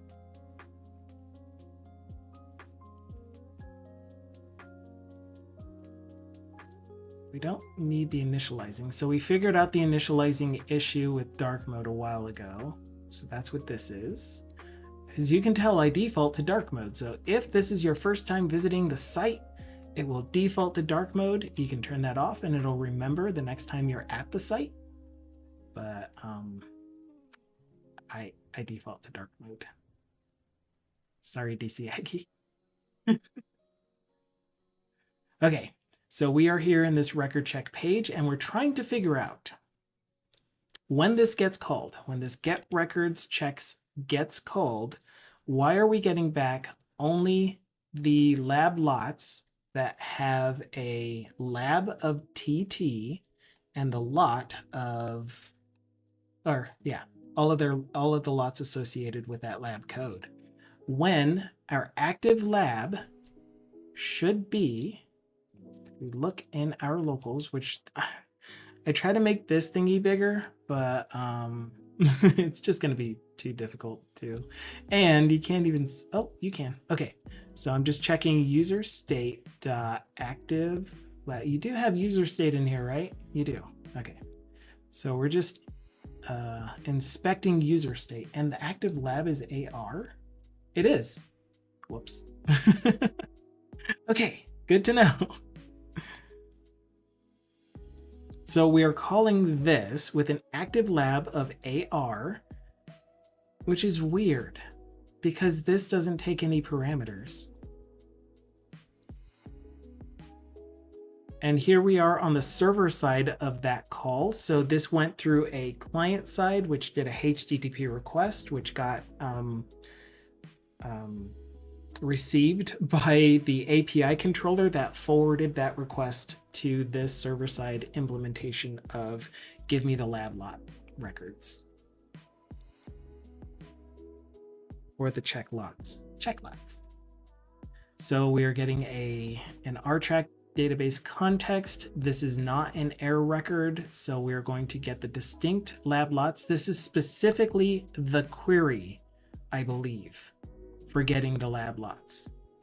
No, it's actually giving us the materialized list of all lab lots that this user has access to. Interesting. So here is our lab lot, or our lot query. We're going to capture that so that I can try that one manually in SQL Server Management Studio. And again, I would do this on stream, but I don't want to show the server names and stuff.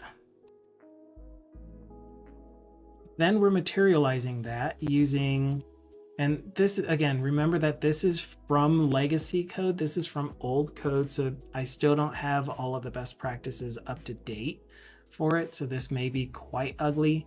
Like there is no filtering being done on a query to, well, I guess there is filtering being done. I can at least show that. So here's the query. What is an easy way to do that? I just need a notepad that is always available on screen. Excuse me. So let's save a new notepad.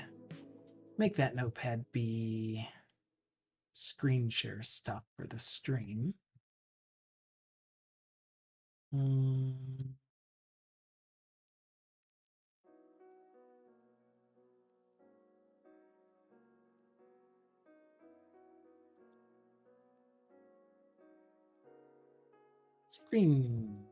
Screen notes, something. Okay, it's weird that you have to save a Notepad++ file before you can pop it out. It's very weird.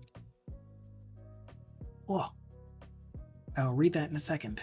So here is the query that it's trying to run, which is select all of these fields from TBL imported TRN, where the lab is in one of these lab codes, and the username is Moy, Humberto.Crows. And the status is I. So we're only grabbing all of the initial TRNs that are in status I, which is the preliminary status. They have not been checked, record checked, or nothing. Okay. DC Aggie said, I work in higher education as a software developer. This makes the words application and program very loaded. Oh my goodness, yes. For example, we have an application for processing applications to programs which we programmed in C#. The Stickies app is underrated. Yeah. Oh, I should have used Stickies. I'd rather use pasties. I don't like being sticky. Sticky Notes needs an update. I've never opened it on this computer.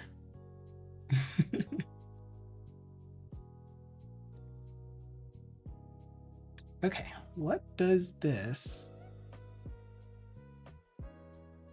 look like on screen? Can we change the font size easily? Am I testing Entity Framework? So, are you, thank you so much for the follow. Are you asking whether I, oh, awesome. I know it's not easy to update or to increase the font size. So I won't use stickies for the stream, at least. Trying to answer a question. Okay. Do you mean, am I performing tests on my Entity Framework code? If so, the answer is yes and no. In this particular application, I am not. I am doing very little testing in this application. I don't even have a test library set up, I don't think. Do I? Yes, I do. I have a B unit library set up for testing a couple of things, but I have not written very many tests for this. But that doesn't mean that I don't test. I do test things. And if we look at the stream project that we worked on while I was working for the other company, we tried doing it using TDD, and it's still a concept that's difficult for me to wrap my head around as far as what exactly do I test when I am trying to set up a new method, for example. Because I want to test everything. I go way too granular when I set up tests.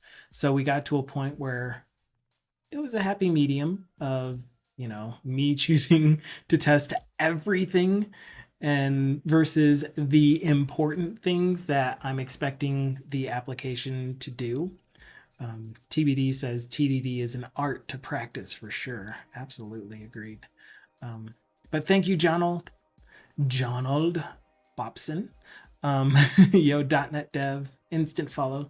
So yeah, EF testing needs integration tests, and those take way more setup time.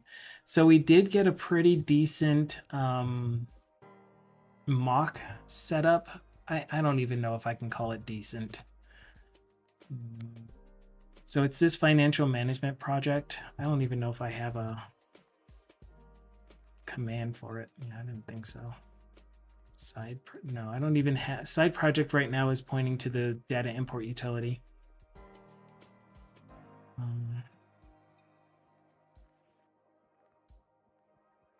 So the only place that I started doing some of the database, it's not even testing the database. It's not testing persistence. It's testing to make sure that when I call my service to do the thing that interacts with the database, if the database call is successful, then it should return the items that I'm expecting. So it doesn't need to actually try to contact the database. It just needs to act as if the database call was successful. And then if the database call failed, then I should have some a response model with the correct error messages. So again, not testing EF to make sure that the database stores items and I can retrieve items from the database. I'm testing the method to make sure that it responds appropriately based on whether the database call is going to succeed or fail. But I don't think that that's how I set it up here. I think that we ended up using an entire mock database using in-memory DB.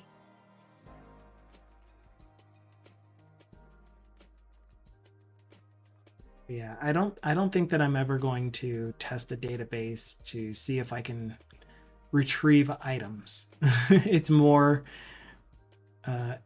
if I do a call to this method and I want to know how it acts when the save fails, when there's a duplicate key, when there is an index violation, when there's a foreign key violation, then I'll simulate those. I won't actually make the database respond that way, especially since in-memory database acts so differently than a full SQL server connection.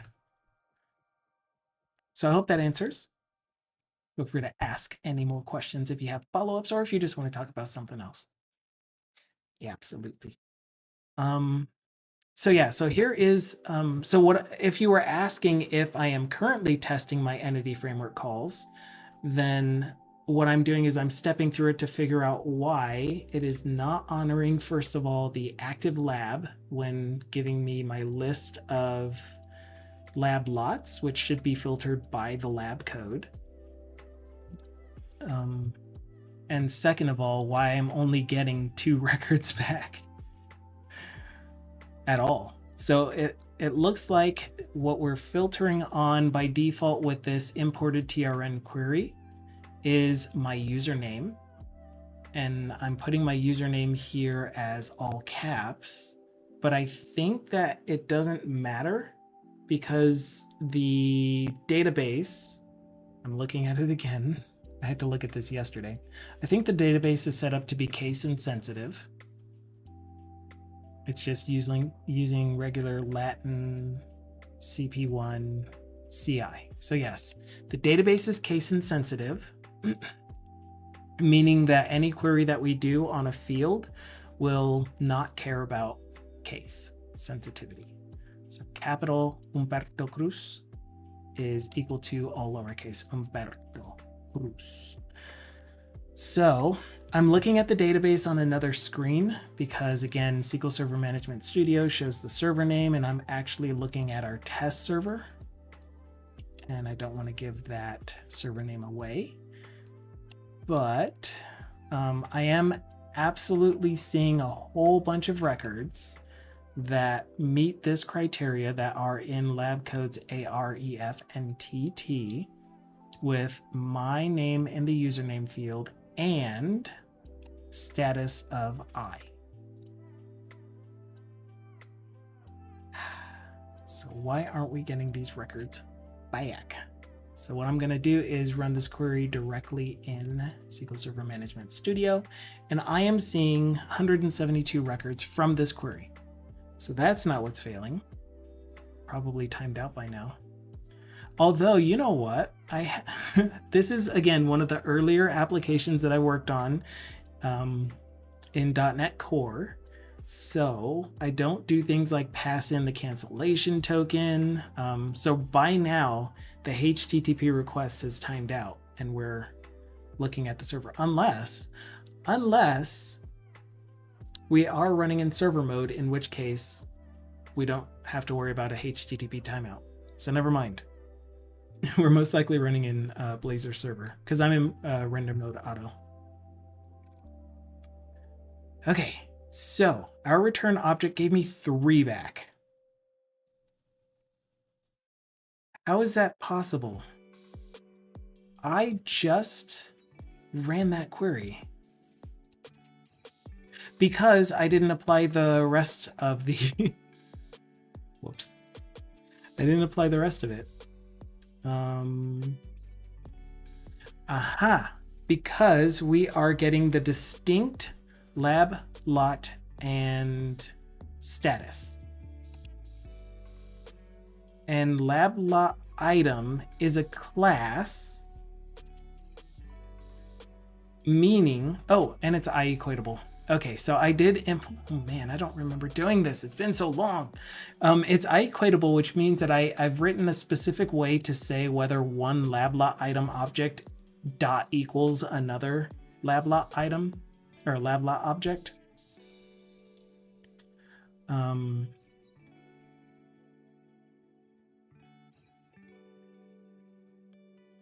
Yeah, and that is by checking to see if the lab lot and lot display match.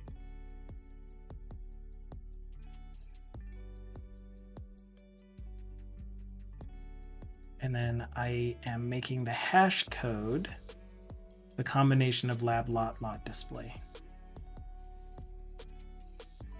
Mars is wondering if Teflon is non-stick, why does it stick to the pan?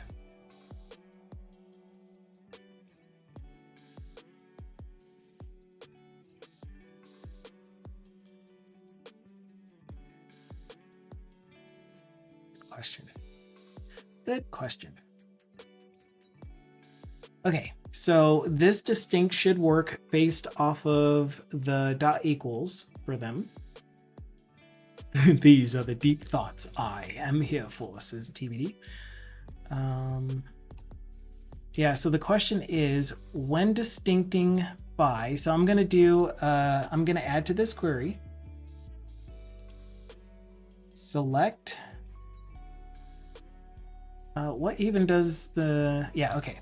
So select, and instead of selecting everything, I'm only going to select t.lab.trim, oh, ltrim, rtrim. I think I can just use trim in the version of SQL Server that we're running, I hope. The only reason that I had been using ltrim rtrim myself, so the one that was generated by SQL by Entity Framework was ltrim rtrim, was because I was running a version of SQL Server that didn't support it. more specifically, the version of SQL Server that didn't support it was SQL Server Express running locally, or local DB.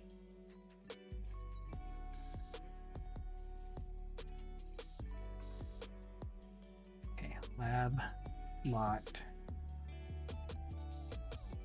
trim t.status. Oh, you know what?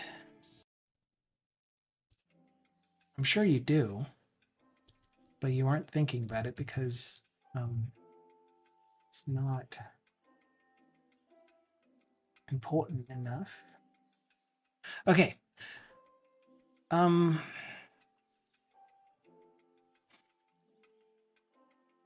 will use my discretion then when reading your messages if they are specifically just to cause chaos. You already know how I feel about that. Okay, so what I need to check is what the query is that gets generated by this, because if we're using for the lab lot item, if we are using the lab lot display, which I believe is a calculated field,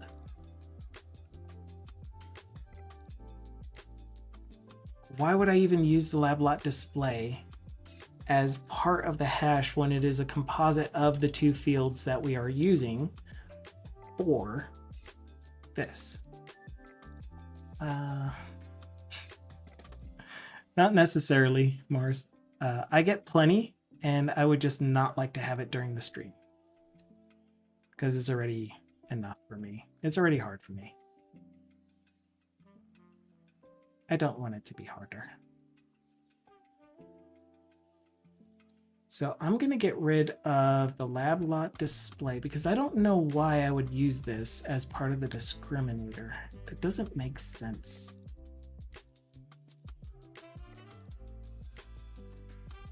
Okay, so I did remove it. We're going to have to stop and restart. Rude edits. Rude. So rude.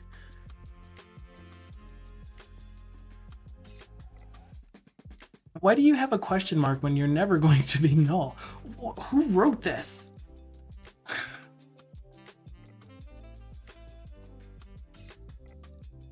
Oh my goodness.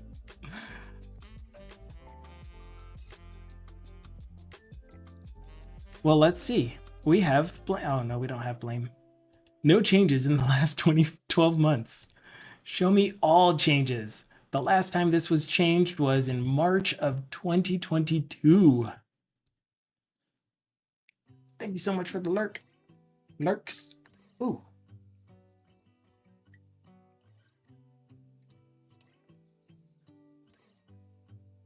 Okay, so that's gonna change the way that the SQL is generated. So what I was thinking of was looking at the actual query that gets generated, which we're going to do anyway.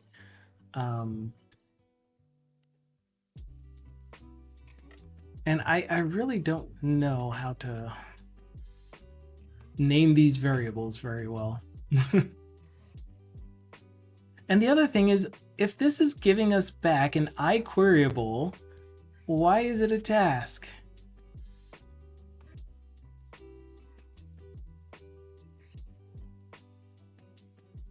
Because I am doing an asynchronous thing where I am selecting the labs that the user has access to. Okay, sure. Why not? Great. That's helpful. Lab lot Q.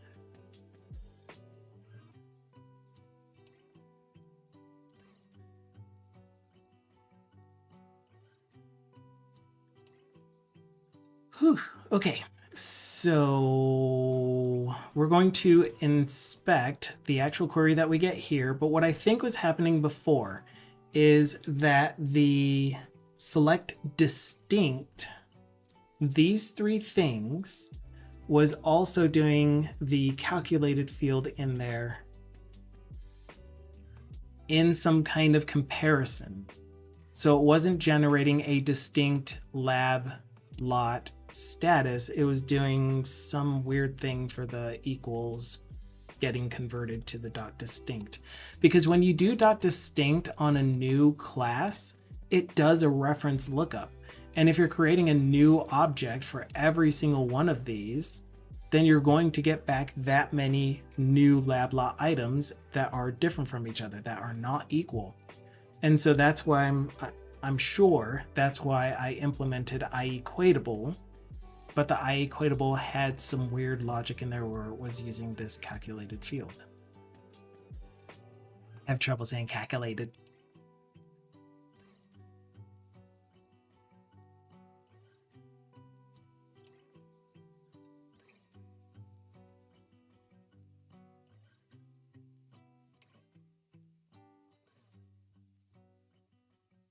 All right, so we are doing another run with debug attached. So hopefully we can get here, inspect the lab lot query, see what it spits at us. Yes, let's do it. Let's do it. Sign me in automagically.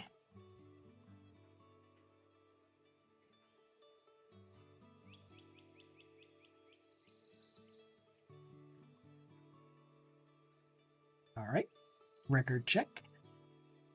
Record check, please. All right, so we should be, I'm gonna put a breakpoint here, but we should hit the breakpoint that's inside of get distinct lab lots. We didn't. Why didn't we hit that breakpoint? Because that was the get distinct lab lot errors. No.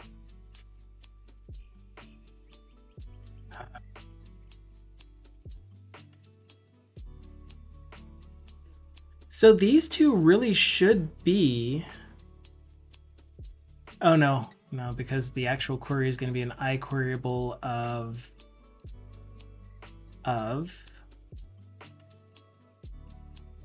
excuse me, what do you return? Why are you giving me such a weird IntelliSense thing? An iQueryable of TBL imported air versus an iQueryable of TBL imported TRN. So they aren't compatible objects, so I can't just extract this to a method and then have them both call the same thing. Same tang. I would need them to turn into a lab lot item first. Okay. And I guess I could do that.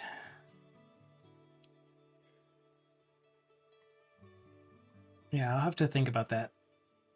It's one of those things where it's like, it saves a little bit of code, but if you do it enough times, copy and paste the same structure.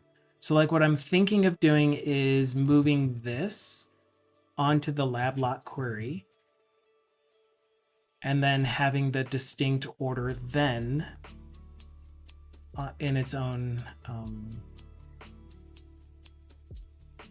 method. But that's not really cleaning up that much, in my opinion. I could put these both into the same method and yeah, it doesn't seem very helpful. Okay, well, let's see what we got real quick. We still only have 3 lab lots and they are, wait, AR, AYYY, which is the one that I just did, TTAAAA, and TTAAAB. Is that actually correct though?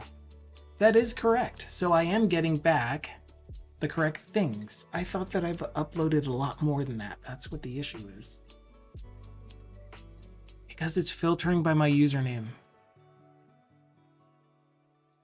Do I really want it to filter by username? The person that uploads the lab records is the only person that can do the records checks on them. That does not sound right. That doesn't sound like how the actual application works. Because if we go to the current version of the application, stop laughing at me.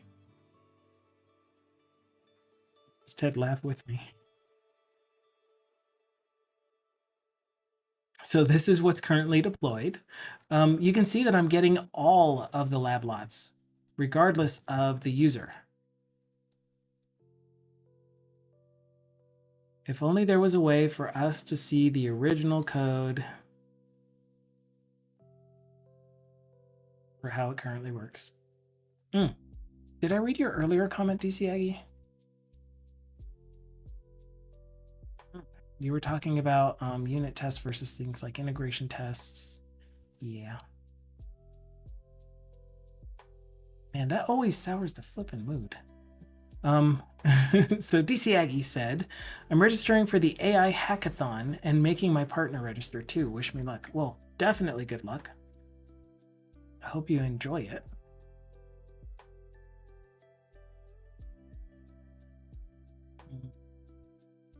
I may get our RTRAC source original app. Original app? So this is what's currently deployed, I think.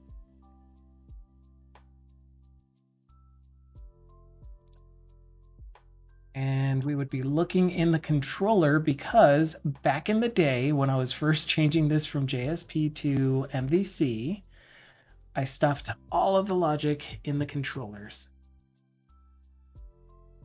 Which is a great idea. In case you're ever wondering, this is the right way to do it. It is not the right way to do it.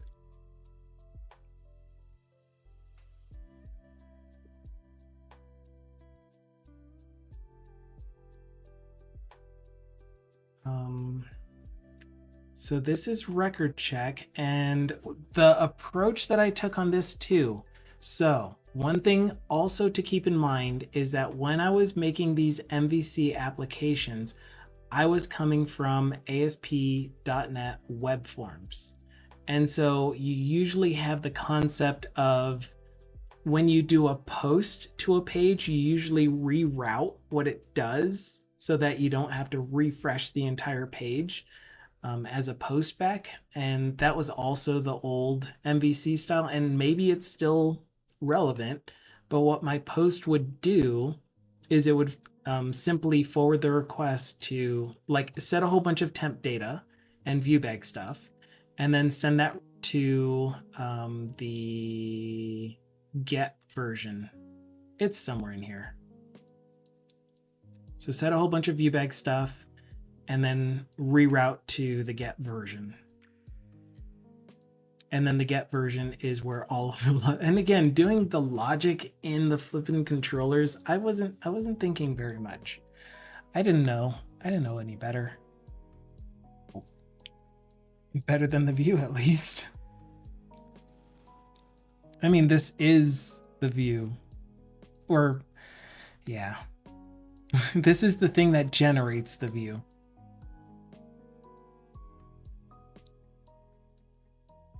Okay, so how are you getting... No, that says get error records. We don't want the error records. We don't want the TRN check. We want the list of TRNs. I'm doing that in line. We are getting TBL imported TRN, installation code, lab code, lock code, distinct. Where did this other logic come from? What even am I? What am I? Installation code does matter too.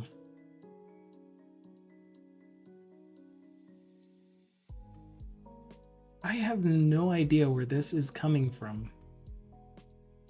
I think maybe it was the stored procedure and not the logic from the current app. Like if we looked in storage, programmability, stored procedures, I bet you there is a get distinct lots.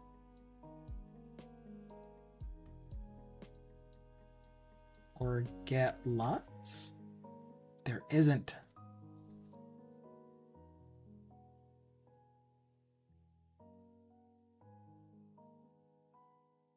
There isn't.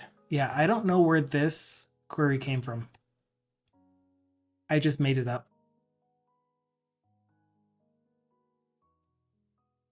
Am I really the one that wrote this? Oh my goodness. Show me all changes. It's only got my name on it.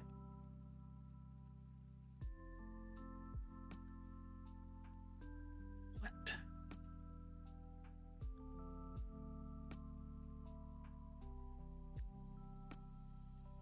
Implemented update step in the update lots data process. Yeah, these are all my notes for sure. Free GitHub Copilot at that.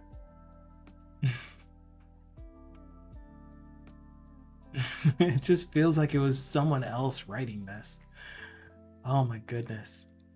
Oh dear. Okay, so this needs to update to... Yeah, man, why is this only getting the imported records when the name of the method is get distinct lab lots? It has nothing to do with get imported lab lots. It's get distinct lab lots.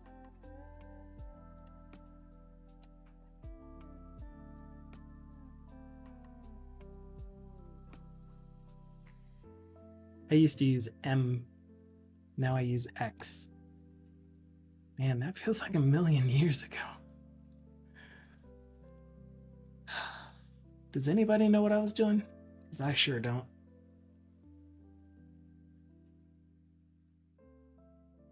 Let's stop so that I can get some better intelligence.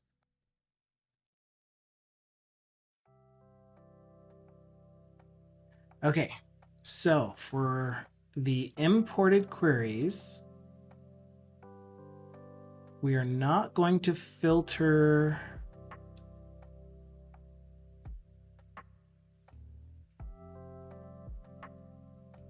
on the user. We're going to filter on the labs that they have access to only. Does that sound appropriate?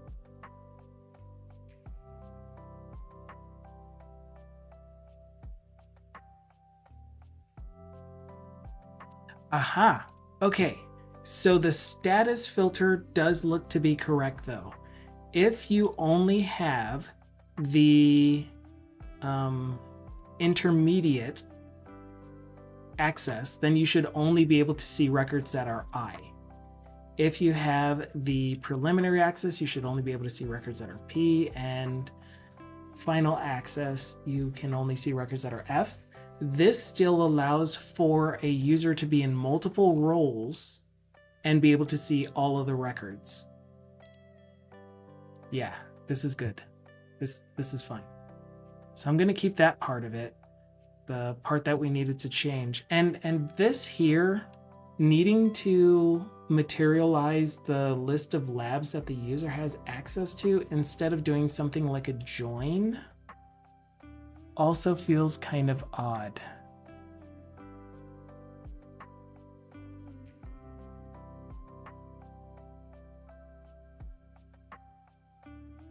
We're gonna have to revisit this anyway. Okay, so same thing for you. We're not filtering by user name. User name. Why is there suddenly an error? What did I, oh, because installation code does not exist in lablot item. Yes, it does.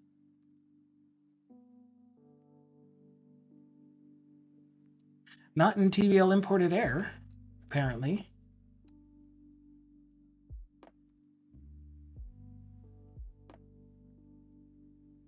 Yes, it does.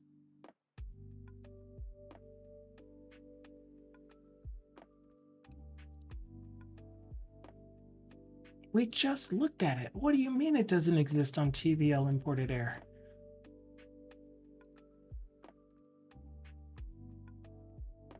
Oh, what did I just look at? Probably lablot item. That was an accident.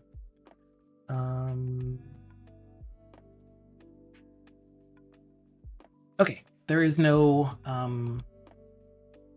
installation code for lab.lot item, or for TBL imported error. Fine, I can live with that. Okay, so if we try this again, we should be able to see all of the TRN records that I have lab access to, that are in 4 labs that I have access to, which are all of the ones for AR, TT, and EF. Regardless of whether it was me that created them or not.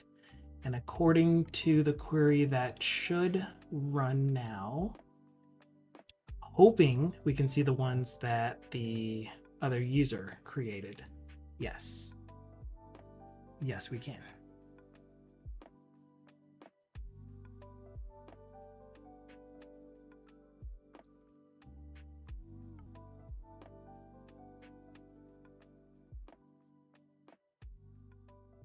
And here's another thing I don't get. Why does that change to my username after it's already found my given name? It's so weird.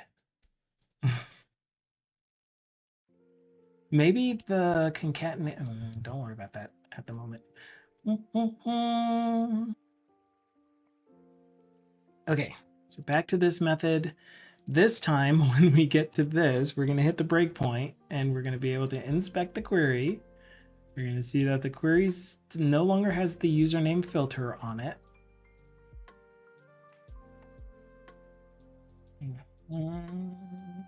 So it goes from this massive select all of these columns to, now that I'm transforming it to this, simply select only those specific columns. Why are you splitting it up into...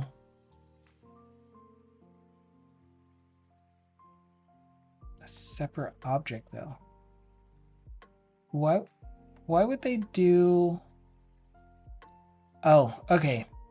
So this is probably something that was decided on the Entity Framework team, which I don't know how you would make this specific decision, but a rule for if you have some kind of transformation to your transformation, then instead of trying to order by this whole thing again, then by this whole thing again, then by this whole thing, they just made this into a subquery that they are selecting from and then ordering by the calculated fields after this one is processed.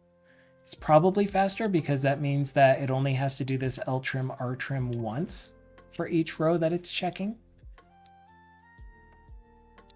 I'm not angry at that. Okay, but this is good. There is no username filter on it. And so we should now have a lot more records back, specifically 13. The first ones are the AR records. Good, good.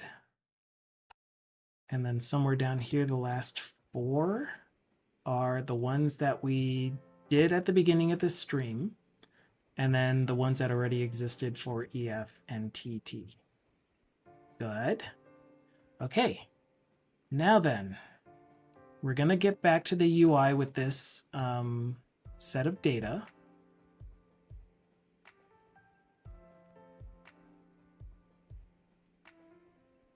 And it's still loading, probably because it did timeout. I'm sure in the console it would say something about a timeout happened or no. The UI was just like, I'm tired of waiting. I'm not going to load. What are you thinking?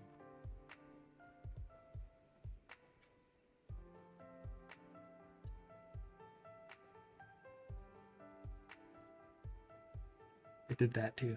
Okay, so we got all of them back. Now, does it make sense for us to provide the active lab to the queries that populate these fields, or should we get back all of the possible lab lot combinations this user has access to and only filter it when we change the dropdown? So like instead of doing a callback to the server, since we've already loaded all of our records once, and we have all of the lab lots that match that status to our role, should we from that point on only filter the list that we got back? What would happen if another person adds a new lab lot, or the same person does, in another session? So they have another tab open where they're like, all right, this is where I'm going to upload my lab lots. And they upload it this way.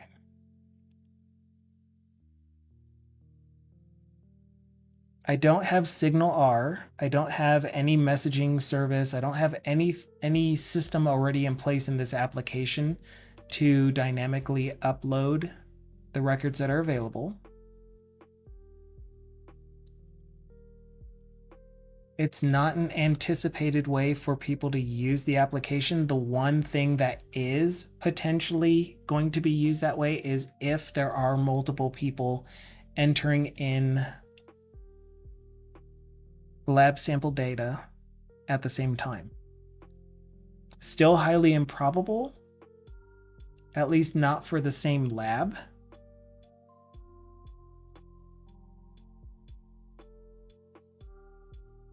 Like, unless we ramp up the number of samples that we're sending out, and we send out like 30 or something. Because right now it's about one set of either soil, water, or air every week, every couple of weeks, maybe.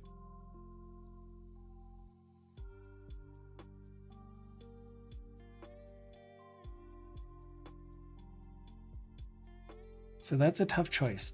The thing that would be better on the database is if I queried once, and instead of requerying on, so we're going to stop the app.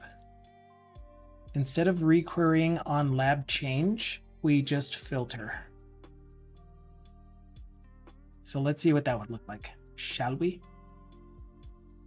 The easiest thing to do would be to keep track of the, actually, we don't even need to keep track of it. We get it for free with user state. We might not even need to do any of this at all.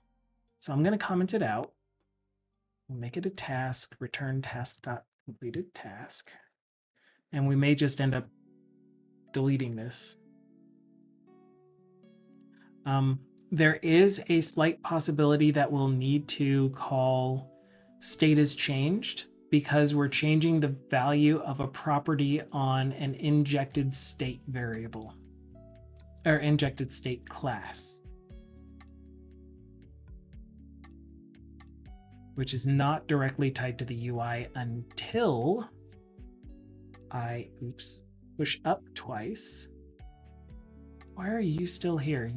You really don't belong here anymore. This is not an MVC app.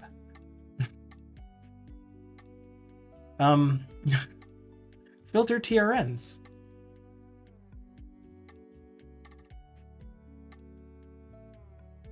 Interesting. So depending on the active role we're filtering the list. What? Oh my goodness, what is this kid doing?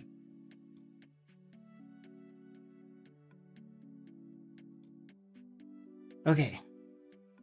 The thing that really matters is where X is a lab law item. No. Where the x.lab.trim, sure. And do you really need to be null checked? I think you do because I made lab nullable. Yeah, it's nullable.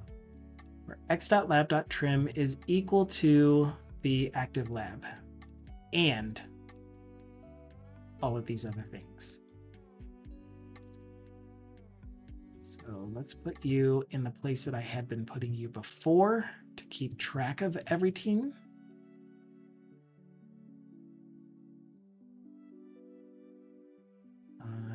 putting these at the beginning.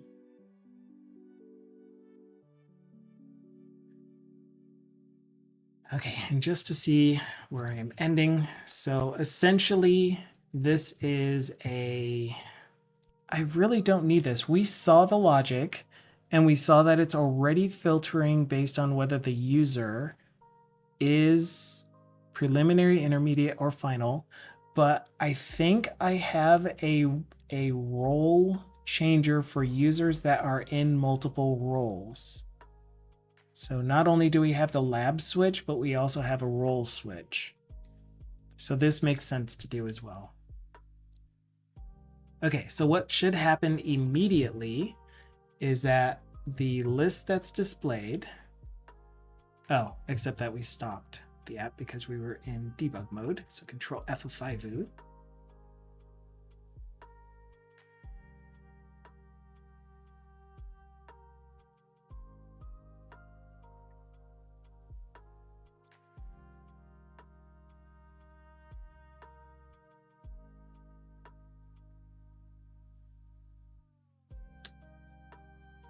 I don't get why it doesn't launch anymore. I really just need to restart Thyrobius today. How long have you been running Thyrobius?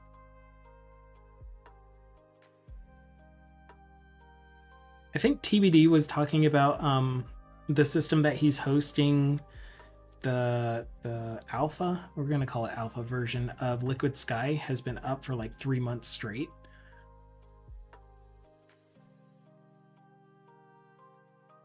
Because if he tears it down and restarts it, it potentially might tear down the existing database. I don't know if it's even potential. It might just actually be this way. But it'll delete all of the data for the users that have been testing it. Why aren't you completing the query now? Is it because there are no EF? Right. Okay, so when we change the AR, so this is what I was thinking. We aren't actually refreshing. What can we do that will cause a state change? Navigating away and navigating back. Okay, so that didn't work. I was expecting to at least be able to change the lab and then navigate back and have it complete correctly. It's entirely possible it's not even doing the get correctly anymore. But I really, like, my intuition is saying that it's this filter here. So trn's return object where the lab is equal to the selected active lab.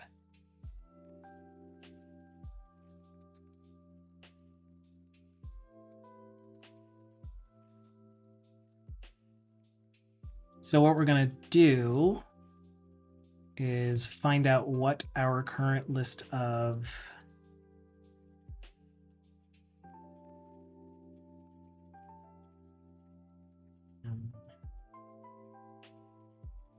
whatever this is called. Wait, where am I? I'm in record check. Okay. I thought that I was in the I thought that I was in the lab picker. That was weird. So what we're going to do is print out the list of return object stuff, LI, just so we can see all of them. How am I doing that? I am going to print out individually the lab lot installation, pipe, lab lot, lab, lab lot. What is it called? Lot. Goodness. Except that we are stuck up here where trn's is null. So we're not even getting the select list. So I'm going to put it outside of this, if else.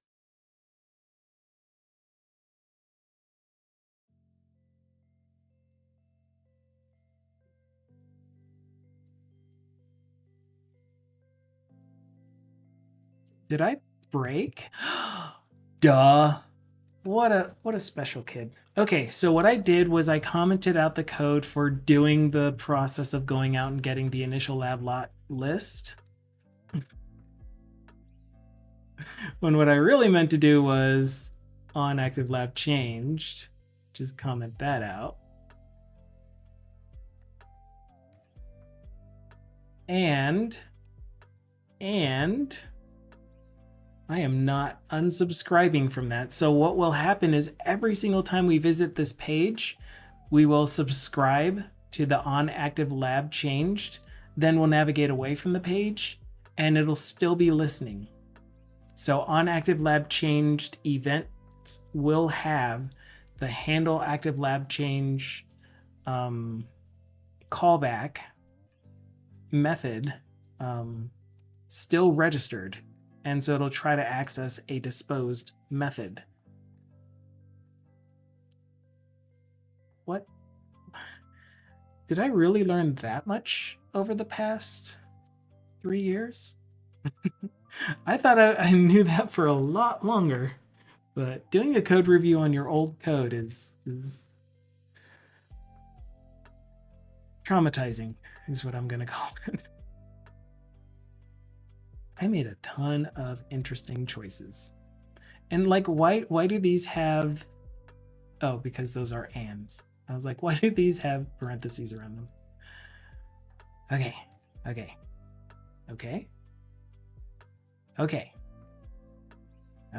So that should have hot reloaded. So we can go away and back. And this time,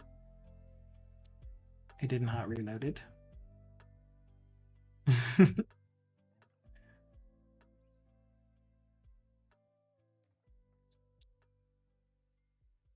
So yeah, finally, now that I feel like I'm in a normal flow of things, it's been a couple of weeks. It's been like maybe a couple of months since I felt like I was in a, why aren't you working still? I was in a position where I felt like I was flowing and doing what my normal day would look like. And I'm drawing attention to this because that is one of the goals of the stream. It's, again, I don't want you to watch me work. I want anyone who is new to the industry or thinking about getting into the industry to know what life might be like as a developer working on a real project. And so it is not always, I'm not going to say it's never, but it is not always full of distractions and side conversations. Although if you work on a team, it might be more normal than you would want. Labs. Why didn't you call me out? Interesting. Okay, so if we refresh and we're on the page and it tries to do this record check on load, it's going to fail because we're still waiting on the authentication to happen and the user is not ready for that. So what we probably need to do is move this into on after render. Nope, because even after render. Oh, goodness.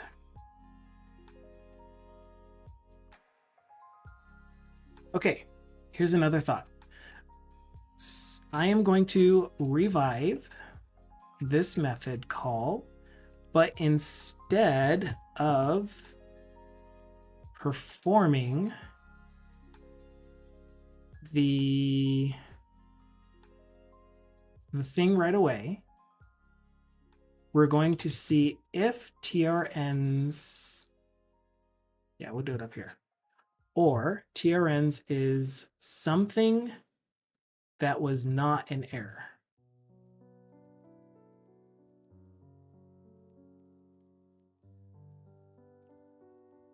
That also has records.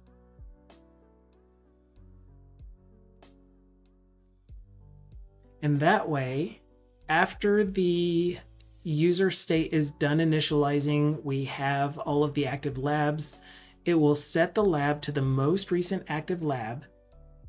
That will trigger this callback. And since when the page loads, we don't have an active lab, when we do this, it gives us nothing back. It stays null. We will have a null TRN here. After that initial load and we change the lab again, we already have a set of TRNs, preferably those without an error that happened while we were trying to get them, and preferably more than 0. So we won't redo the TRN check. Yeah. Okay, did you hot reload? Did that work? So if I refresh, then this time, as soon as we see authentication finish, query happens. Query didn't happen.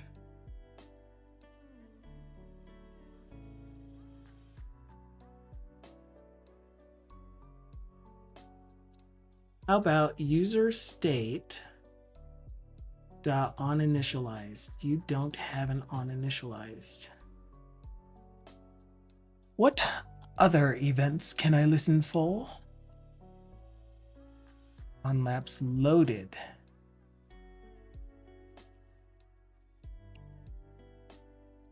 Okay, on labs loaded.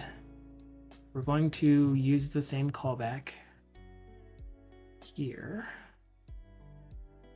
We can't because it's a different signature. You're just an action. You're living in the past, father. Good task. And who else is using you? What am I going to break by doing this?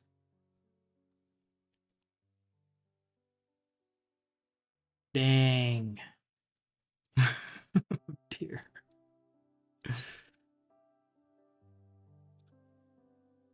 That is a lot.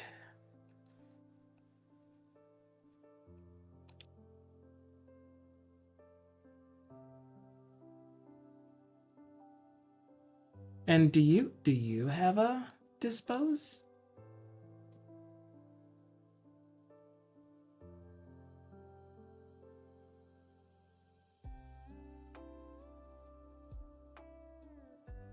Right, I didn't get that. I don't understand how invoke async is a task. Tasks. Dot. Wait, no.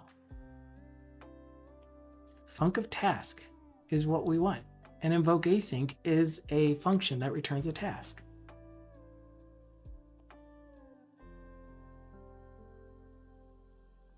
Never. Handle labs loaded. Create. Don't need to be async.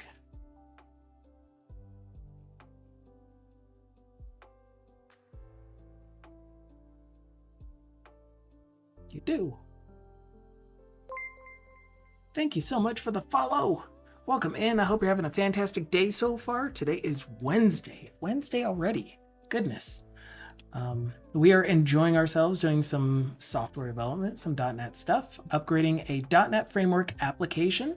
Here's what it used to look like code-wise. Yum. To a Blazor application that looks just as bad currently, but we're making it better.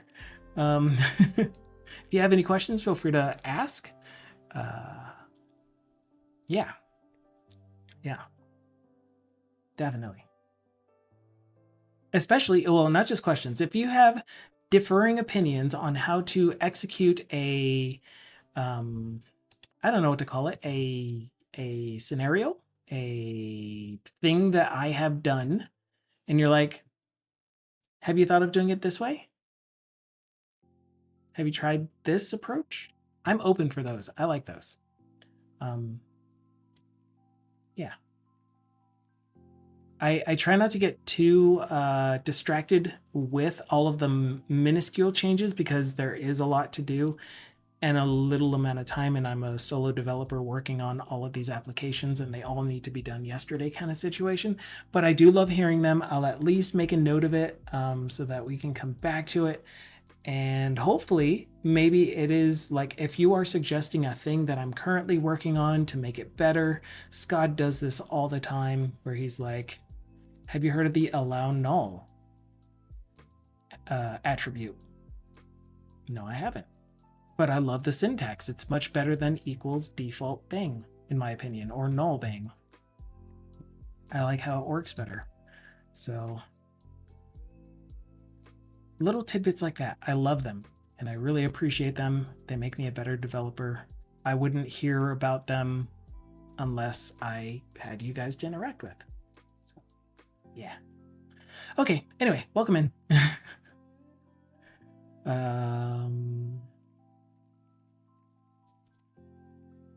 Is that it? No, we're going through all of these so that we can subscribe and desubscribe. Hey, you get to be, wait. Yeah, this doesn't make sense. So, wait, what? Were you an action of string before? No.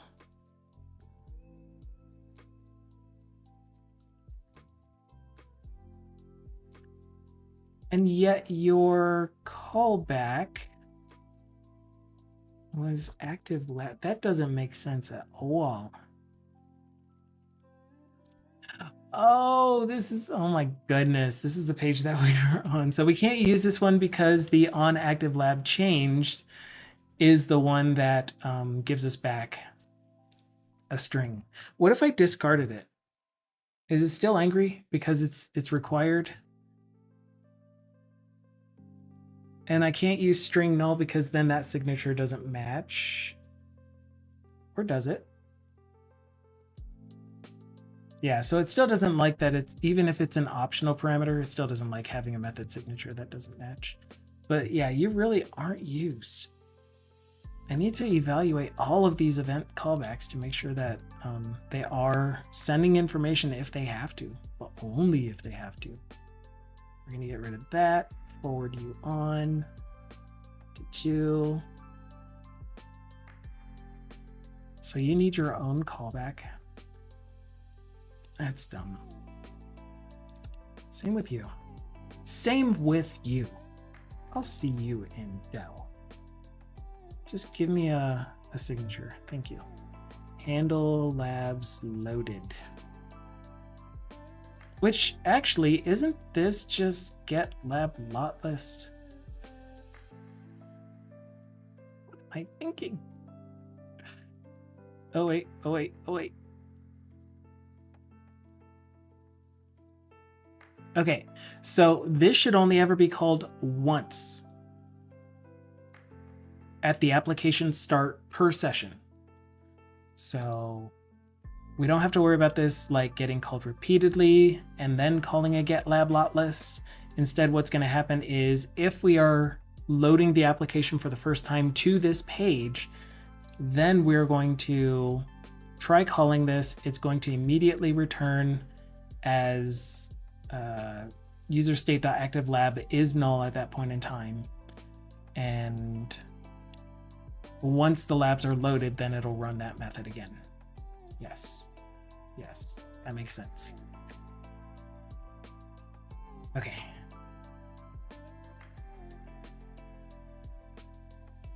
Thank you.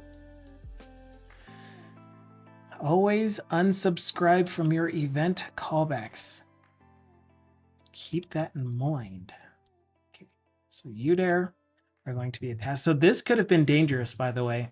The original handle labs loaded was an action, an event action, which meant that it was going to be synchronous. Here I am telling it to do state is changed, but if the on labs loaded event is fired from a thread context that is different than the UI thread, this would cause errors to happen. And so because this is an event, I would still need to tell this thing to await invoke async state is changed. But what you would have seen is this would have still needed to be void to be something that could subscribe to something that used to be an event action. And so you'd be like, why do you have async void? That is one of the very, very minor, not minor, it's pretty major. One of the situations where having an async void makes sense.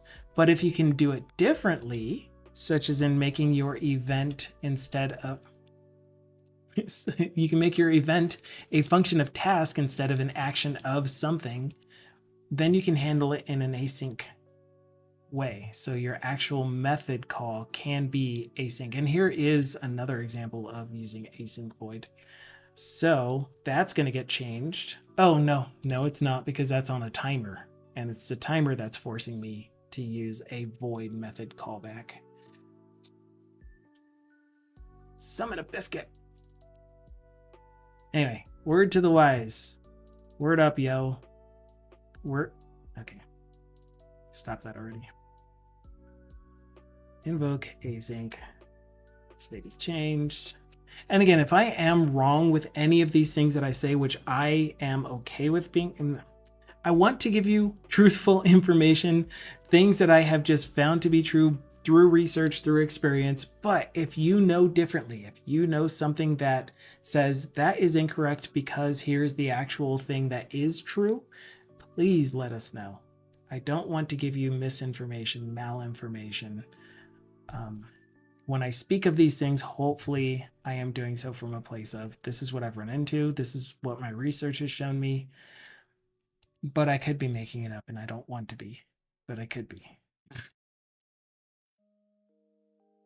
I try not to. That's what I'm getting at. Okay, so that one is actually unsubscribed in the dispose.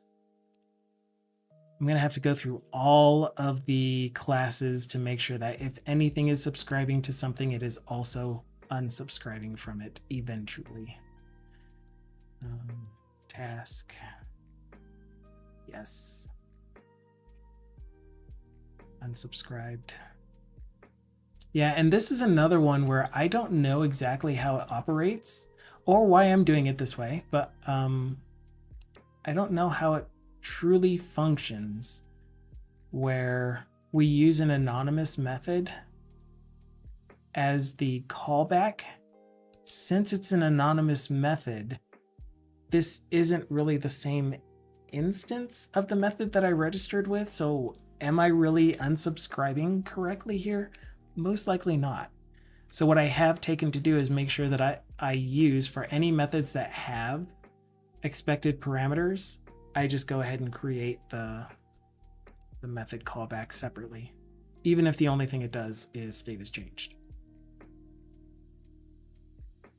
which I'm really wanting to do now. So we're going to do that. Handle dark mode changed. And again, this is another one of those instances where it could get changed in a thread that is not. Do I want to do this? We're going to just do status change because it hasn't been causing us errors yet, but I will want to eventually change my handle dark mode change to an event func of task of bool of Joseph. That's scary. Don't say that.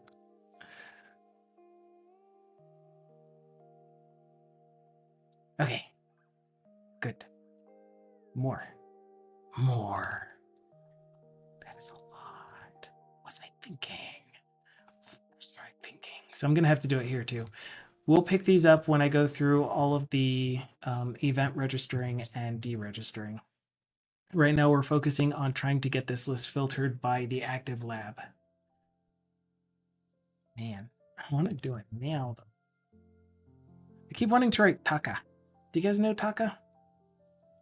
The lead singer for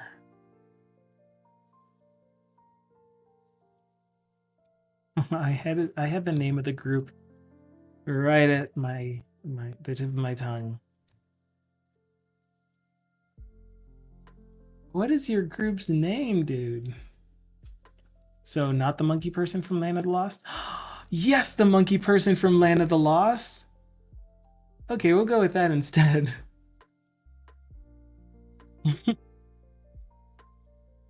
Absolutely, yes.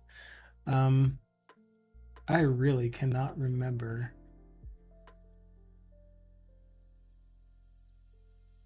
One OK Rock. I didn't even look it up yet, but I just remembered. One OK Rock.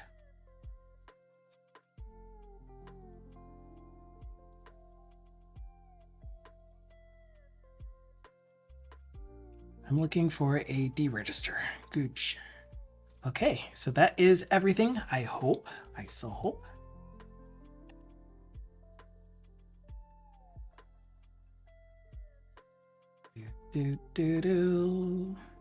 Just to not tempt myself with those other ones. So we should be back to buildable, and we should get our list of lab lots, even if we are refreshing and starting the applications run on this page. So we're still waiting for the build. I don't know if you can see right here. Nope, it's done. Are you going to automatically refresh? It refreshed for us. And labs loaded. Yes. Spamtastic. And we can only see AR, even though we did get back AR, EF, TT. And if I switch to EF, nothing. So we do need a status change. That's going to be my guess. If we navigate away and come back, we get EF. Yep. So this is going to be await, invoke, sync, status changed on the case where we exit early. Hopefully that hot reloads. Anyone? Hot reload? Do you know what hot reload is? Visual Studio? You do? Good. Hot reload? Okay. Summon.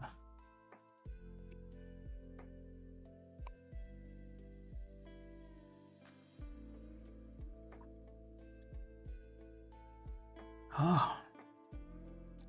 Joy. Boom, bam, beam. I also need to figure out why the actual authentication is taking so long. That initial authorization step. Has it always? Does it do it in every app? It doesn't feel like it. But specifically this one where I'm trying to get the lab and role access, kind of feels like it's taking longer than it should.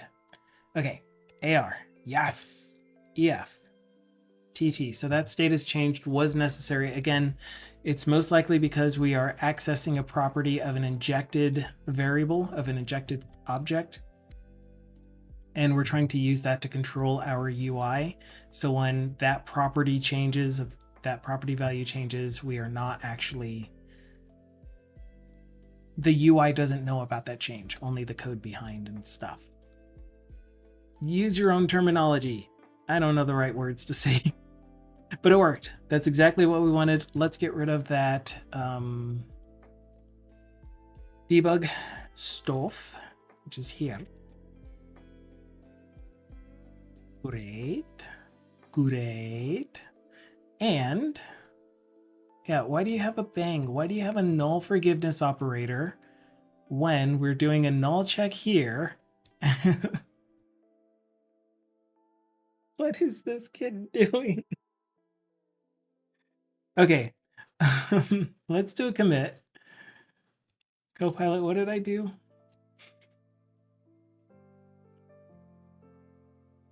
The other thing that I'm thinking about doing is one of the things that we talked about last Friday, which was a great stream, by the way. Thank you, DC Aggie. Thank you, TBD. Thank you, everyone in chat who was there to contribute to the conversation. One of the things that we discussed was maybe a sort of demo for the way that I use AI in my workflows. Like right now, if I were exclusively working on, not exclusively, if I were working on RTRAC when I'm sitting over there, which I'm working on DDMS at that point in time, on cleaning up DDMS, on fixing a whole bunch of UI issues, all of the nullability stuff since I turned nullability on. I'm doing all of that stuff actively. And on the side, I'm having Claude. Well, I already did this part, but this is how I'm using it.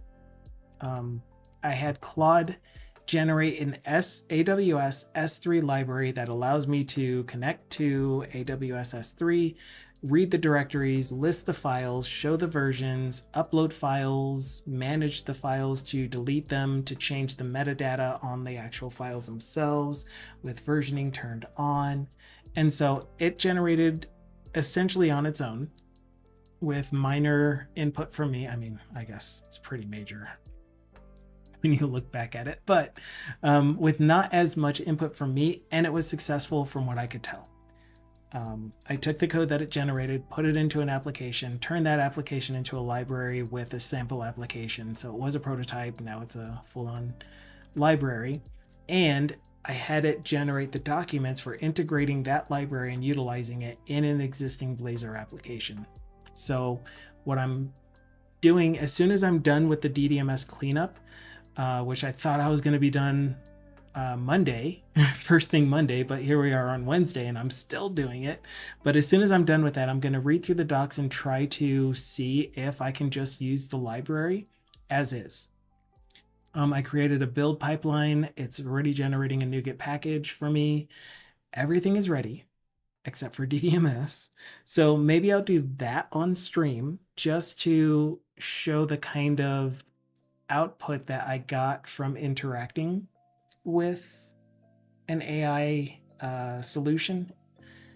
And then on Friday or whatever day we decide, picking a certain application or project and showing the whole process of using Claude to generate that library, that functionality, that whatever it is that we're trying to do.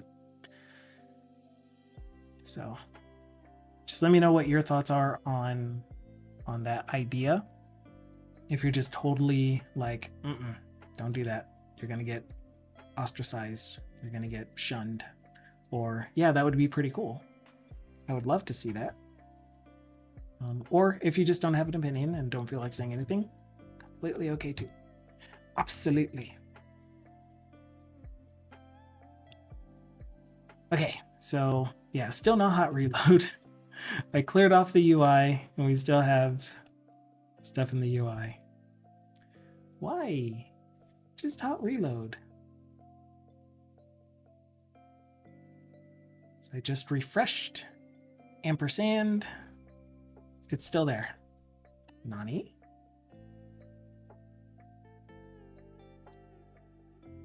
I didn't stop the app, did I? I mean, how could it have refreshed if I stopped the app?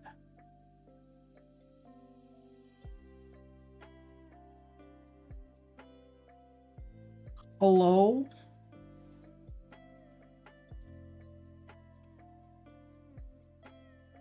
Dad? Whatever. Control F5. Rerun. Right. We were in the middle of seeing if this thing was giving me a good message. Refactor event handling and improve performance. I mean, like, do I just think incorrectly that the commit message should at least talk about what feature or what portion? So here I would do refactor event handling and improve performance of record check page. But the files will tell me that if I look at the files that were affected, then I see that the record check page and view archive and stuff to do with the lab law item are what got affected. It's just that when I'm personally searching through commit history, I'm only reading the comments and I'm like, okay, this is the lab picker component. And then I'll go into that and see what files were affected. You don't get an overview of what files were affected unless you have this open at the same time. And if you're just skimming through it, which not many people do, probably. then you might not know what that particular commit was for. And then again, the people that are on teams or just do it themselves, that squash merge, and you kind of lose the information about, in the commit message, you lose the information about all of the things you did. It kind of just turns into a, here's the feature completion commit message. I think, again, I don't do that personally, but I have heard of people that squash merge and keep the information somehow. I don't know how. I don't know how myself. Anyway, so I'm gonna commit that locally while we're still doing work because we have another page to do. And that page is going to be the COC check. That is right, we are checking for COCs. I want this list also filtered, so it's gonna be a lot easier to do now. And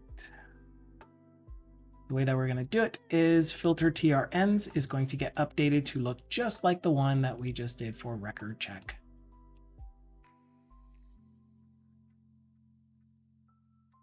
So that's kind of telling me that no, because the COC TRNs are different than the, whatever this is called, than the one that we're looking at now. The record check TRNs. Because in order for you to be able to see a COC record check item, it must have first gone through the record check. Sorry, the COC check item, it must have first gone through the record check. So I'm just comparing. They look the same to me, and go on. So that should do for you. Then we have the await get lab lot list, as well as this, as well as, what else do we do? So I'm essentially just applying the same changes that we did to the record check page, which kind of makes it seem like this should have a base component. That's what it is. This should have a base component. Since they're essentially using the same UI, the same logic for getting the initial set of TRNs, they just need to say what type of TRNs they're looking for, the ones that have already been record checked or not. And same with the finalize screen. It's going to be the same situation where we're getting the set of TRNs for the user, or I guess for the labs that the user has access to. And we're filtering the visible list of TRNs based on the active lab. All right, so our get lab lot list. So this method here should change on the COC check. And it does. Okay. And then we just needed to add this state as changed for if the active lab changes and TRNs are null, etc.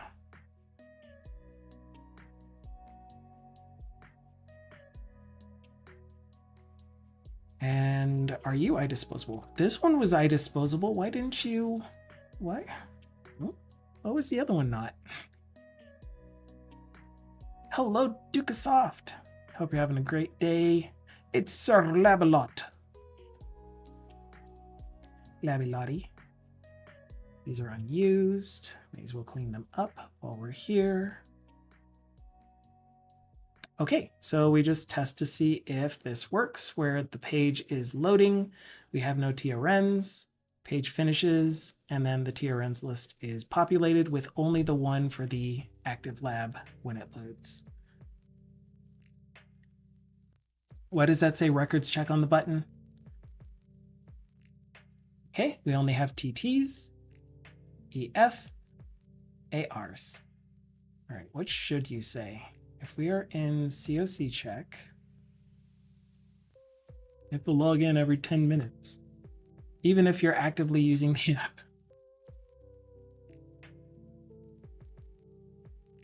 Okay, it actually does say COC compare. why, oh why, did she have to leave and go away? Do you say records checks? We only have TTs.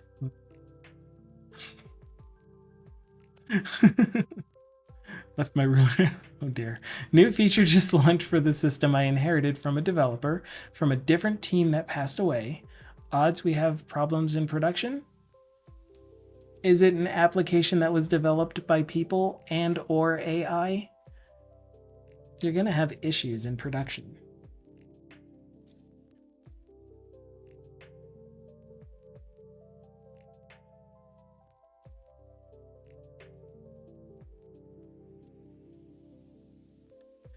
Okay. So yes. So it should have changed the name, which we did. Man, nothing is hot reloading at all. I left the original page's name in a comment on here. That way I can refer back to it if I need to. This is like the original JSP code file page. Okay, so now it says COC compare. Good. And this still works. How are you? You don't have to answer if you're busy or if you just don't feel like continuing to chat. Just wondering how you're doing. Hopefully you're well. How did your deployment, how is your deployment standing up? Have you been receiving a lot of feedback? Any feedback at all? We're going to go ahead and do this one without a commit because it's exactly the same thing that we just did for submit TRNs. Submit, submit, submit, submit.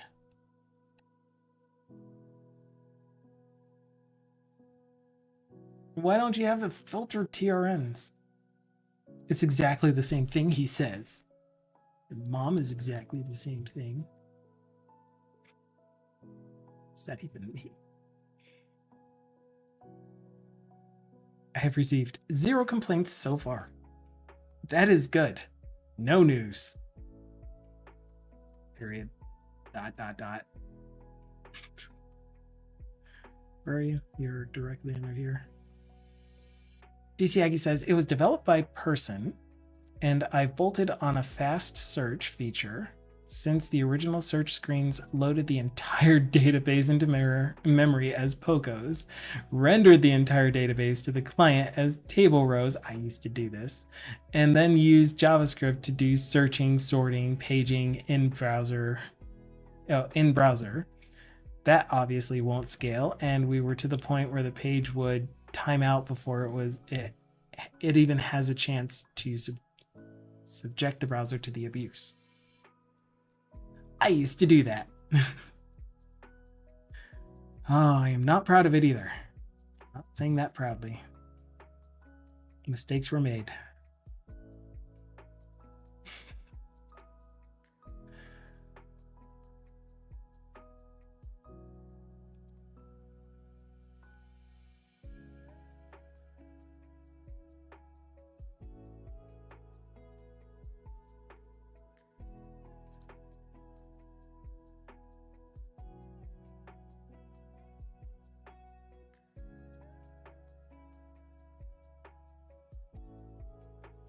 Oh. Oh, okay. That makes sense. I was like, why is this one different than the others? You and no dispose.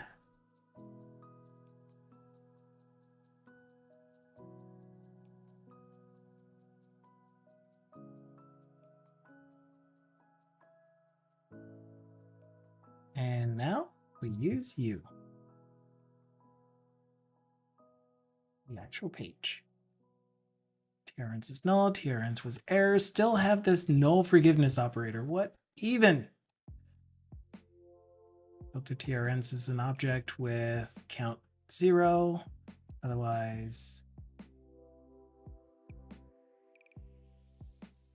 filter TRNs.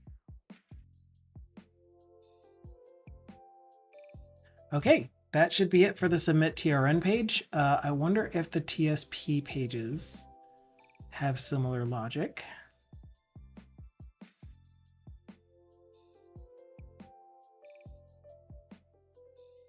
Yeah, I'm still struggling with, whoa, that was weird. Right when I started talking, it sounded like someone else was talking through my headphones. I'm still struggling with paging.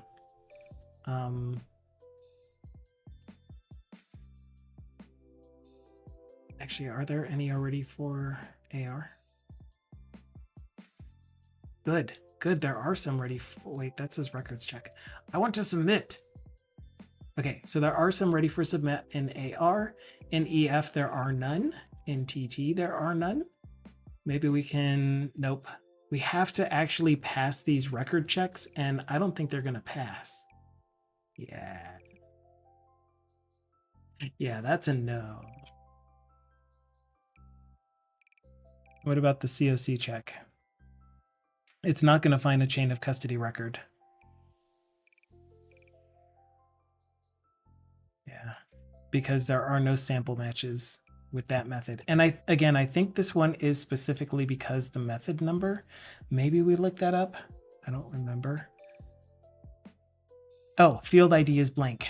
That's what the issue is. We need the field ID. Absolutely.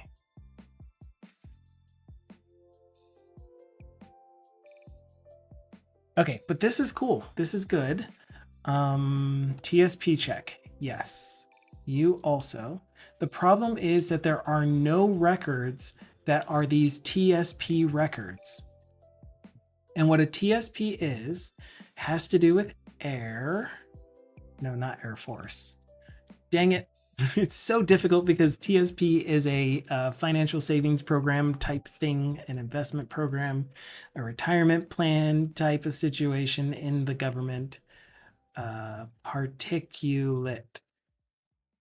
Okay, so total suspended particulate is what TSP stands for. Exactly, thrift savings program. Total suspended particulate is what TSP stands for in this context.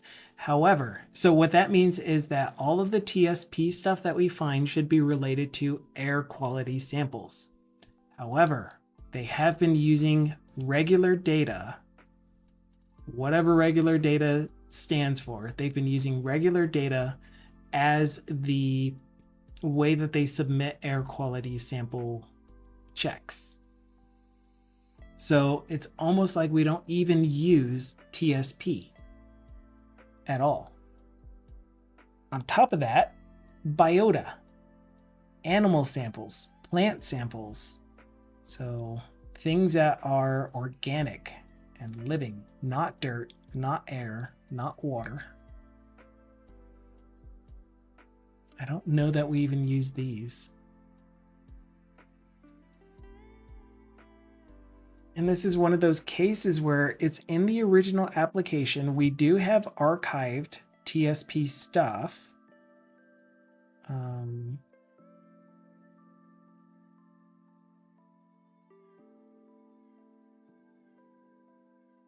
This might be one of those cases where I query the entire database, load it into memory, and show it in a table. Nope, in a list, not a table. But this is what the original app looked like, okay? So they still need a way to see historical TRN TSP data.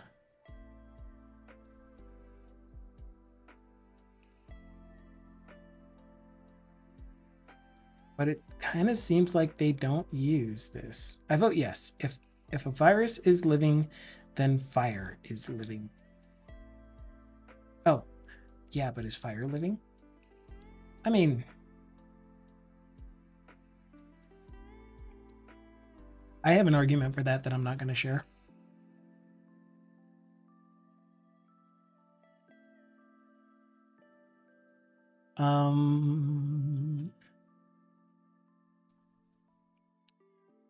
Okay, so the reason that I'm asking that is, do I go ahead and update TSP check?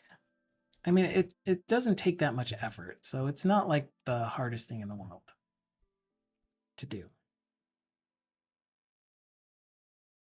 We'll go ahead and do it. Looks like somebody isn't implementing iDisposable. That's registering. So you'll remember that I need lab. You'll remember that I need the entire dispose. And I try to say these things also. So for those of you that are okay with using Copilot, something that I can recommend to you is think through the code that you would put there before pressing enter, before you know when, like, you have a feel when Copilot is going to do its suggestions. So try to guess, not even guess, try to envision the way that you would do it first before letting Copilot fill in whatever details it's going to fill in. Just, I don't know, as a game, as a way of testing your own knowledge, as a way of keeping up with your own skills, and because it's fun. I think it's fun.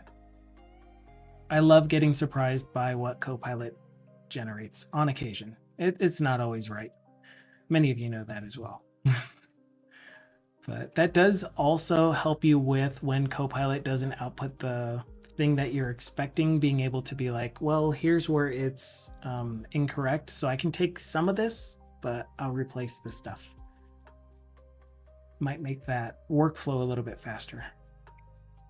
DC Aggie says, MIT Technology Review released an article on that naughty, stupid phrase. I'm sorry, if you like that phrase, if you think it's a cool phrase, awesome. I am not partial to it because it just taints the word vibe, in my opinion. Again, only my opinion. You can absolutely love it. I will not think of you as a worse or better person for it, but I can't stand it. Anyway, but they released a review, or MIT Technology Review released an article on it. So if you're trying to promote it, not sure I could come up with a worse name. Yeah, it's good. It's a good name for marketing to product owners and business people, because they're going to get sold on, oh man, my developer is going to feel like they are in a groove and they are vibing. Heck yeah, sign me up.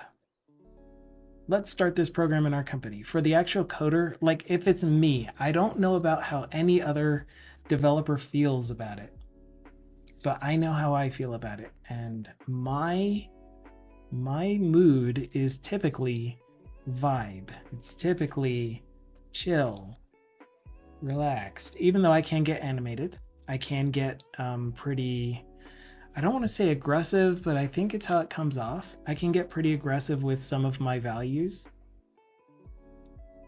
Cool. Thank you so much, DC Aggie. Check it out.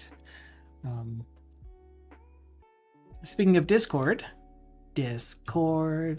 or Datcord, I have added that role. I mentioned it. Did I mention it today? Must have been today. Probably Monday. It was during Monday's stream. I don't think I mentioned it on this stream yet. I had forgotten that I didn't put the role picker thing that Carl GG gives us. We're using Carl GG in the Discord so that we can do stuff like reaction roles. So I didn't do the one for dev. So any new member of the Discord didn't see any of the dev and tech forum stuff because that's an opt-in role, but I didn't have a way for you to opt into that. The only ones that were there were the creative, the personality one, the rant room. So I added that, but then at the same time, because we were having such great discussions surrounding AI on Friday on our community days, and I said that I wanted to continue those discussions, and I really do mean it, continue those discussions in Discord, even though I'm not one to really be in Discord after the stream or just outside of life. I still would love to hear things. So do so. Already posted some feedback that I love, and I want to respond to that later. But anyway, I created a role that's specifically surrounding the AI topics. And you won't see any of our AI discussions unless you opt into that role. I know that there are a lot of people that feel strongly about it and are not interested in hearing anything surrounding the topic at all. So if you are a member of the Discord and you are actively in there and you don't want to see stuff related to that, you don't have to. Just, yeah, we'll keep all of the AI conversations in that AI discussion forum only. Oh dear. We need a good open source alternative to Discord that is as frictionless for normies as Discord. Or we can all just go back to IRC. Life was better back then. Anyway. Oh. We're doing forward progression. Like you can bring IRC back, but do it in a new way. I don't want to go back to the way things were. I want some of the ways that things were to come to now. Like VHS and cassette tapes. Like they're still around, but they need to be more prevalent. Again, in a better way.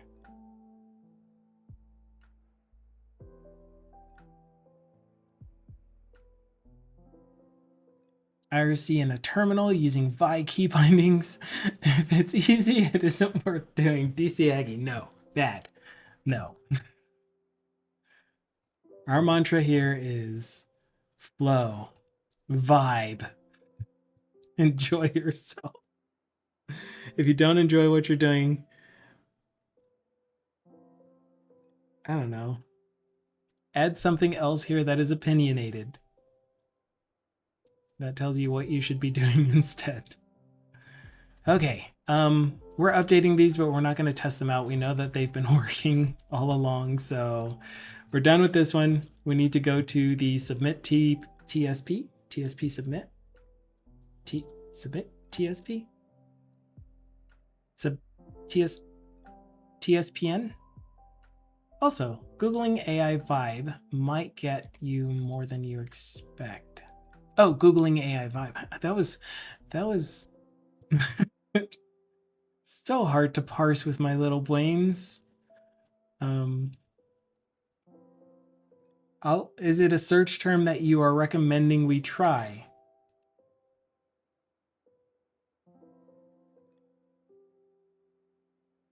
No. Okay. Because if you're recommending it, I'll do it because I will honor you as a very important person, viewer. But it's not something that I would look up myself, especially since I already really, really don't like the idea behind vibe coding. Not on stream or at work. Okay, I probably won't be looking that up then. At least not alone. What? This goes here. Save. No, I disposable.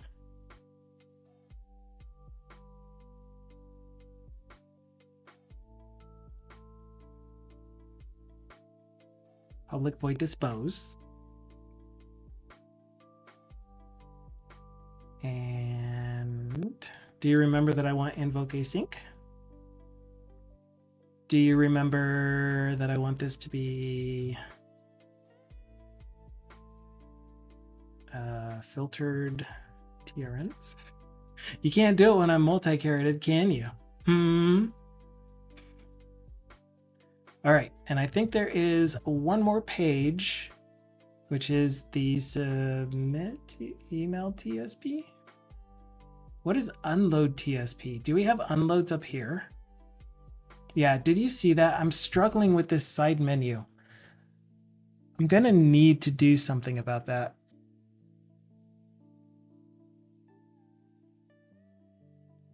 I'm definitely open to thoughts surrounding this hover menu system. Hello, Jeepone. It's been 1 week since you looked at me. I think we saw you last week, right? Sure you were around. Submitted TRN report. This needs to be lab-based too. Edit TRN. Aha, man, there's so many, but we're gonna do them all. It's fine. And look at this. This page looks like it has a Z index that is higher than the menu. Interesting. So many quirks that we're going to find. Actually, we just completely lost our menu by going to that page. What? What?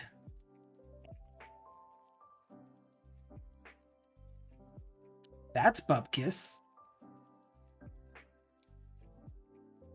Okay. We aren't going back to that page. We're checking to see if there was another. Yeah, it looks like there's 2 more pages that we need to look at. And I was looking for, is there an unload that has. Yeah, that's going to be interesting. I need to find all the places where we need to filter by lab now that we're allowing multiple labs to be assigned to a user. So submit TSP. Wait, is submit TSP the one that we just did? Yes. Email TSP.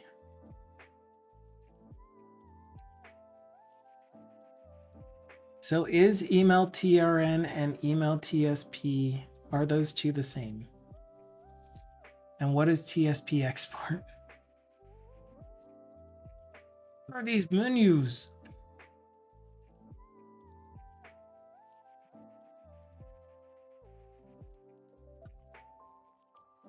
Unload TRN and email TRN. So they do exist. They do exist. Yeah. All right.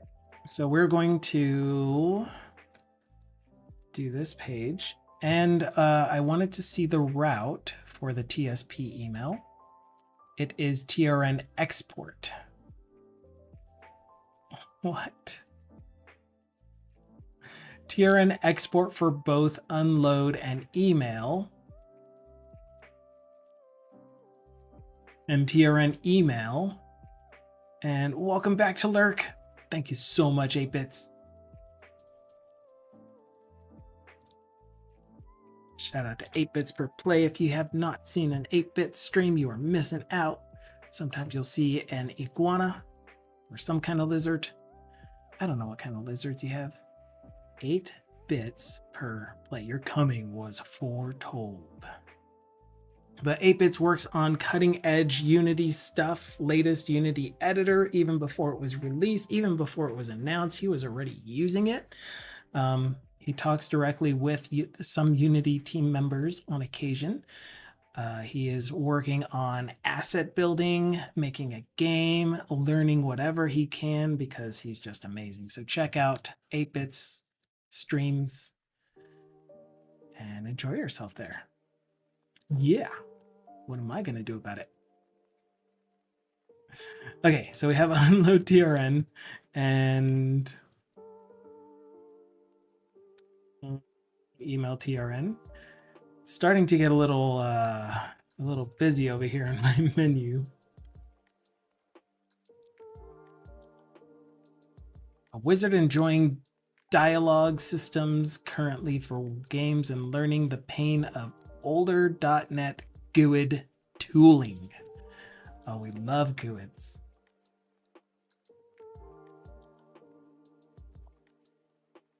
Are you going to do my filtered? It did my... Oh, you know what? Did I let the other one do my filtered? Because that did not have the username filter. You piece of mother trucking tacos.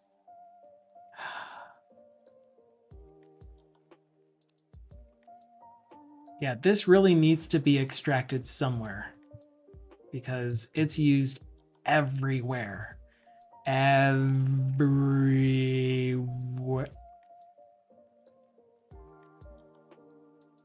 Stop that. Just don't. Anyway, G-Bone says, noise. Gotta love grids. Grids. I mean, I do. I love, ooh, it's even more.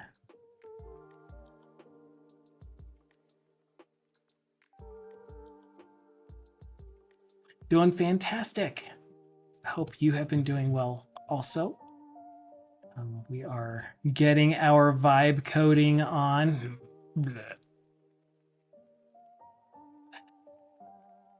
Siazor.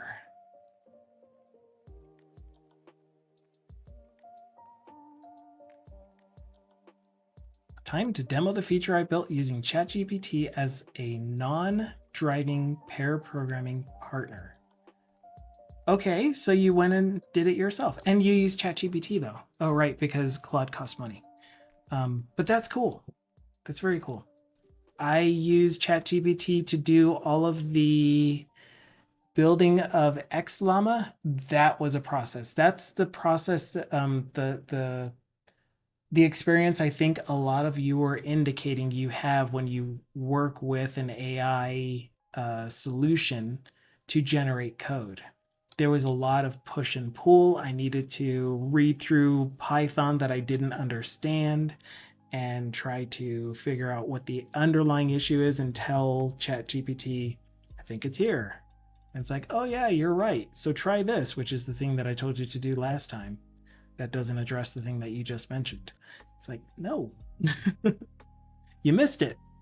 I'll do more research on my own. So in that case, it was slowing me down because had I just done the research to begin with on my own, I probably would have come to a solution faster, but I didn't even know where to start. So ChatGPT helped me at least figure out where to try to do things. Like I didn't know that there was a way to do pip install on a cloned repo. And I was like, oh, well, that's cool. Very good.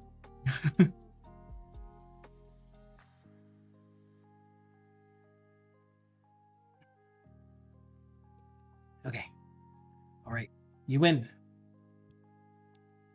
You win, McGregor.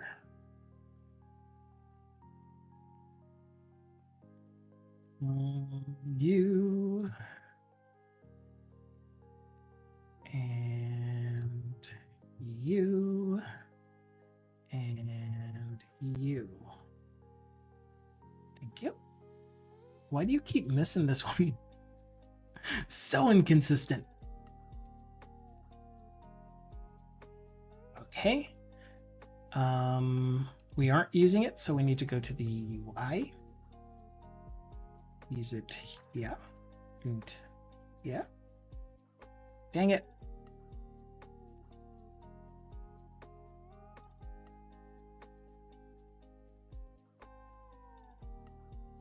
Oh, what time is it even? Okay, cool. We still have plenty of time to get a lot of this done.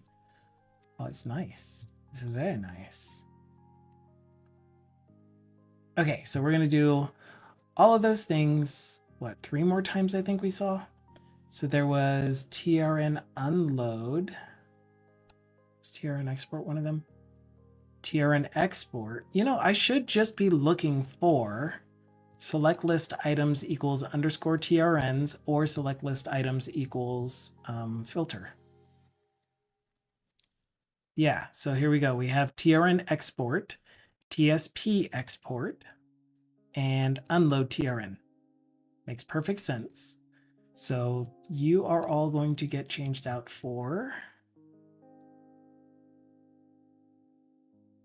We're going to work methodically. Do all of the UI changes first. Filter, gefilte fish, filtered TRNs.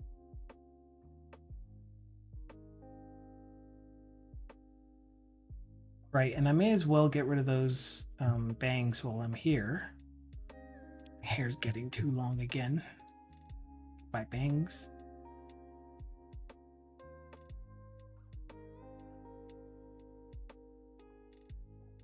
And there's you, and you. All right. Then for each of those, we're going to go to the code behind and implement iDisposable. Callback. Oops. Oh, I skipped a line. Filtered items with the with the lab filter this time. Thank you. Really appreciate that. The state has changed because we're not going to be notified when a injected object's member has changed. And dispose with the missing curly brace. You got the curly brace this time. What? What? Okay. Do that again. Again. iDisposable. No. Very no.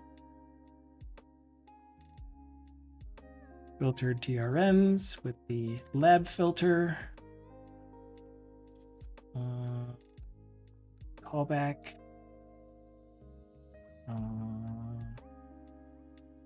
And dispose.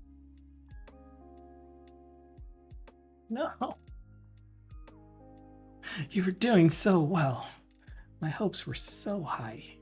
You crushed them yet again. Right, unload. iDisposable. Hey. Filter TRNs. Do you still remember that one? How's your context window feeling right now?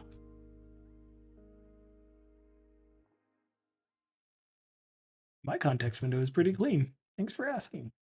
Just had it power washed.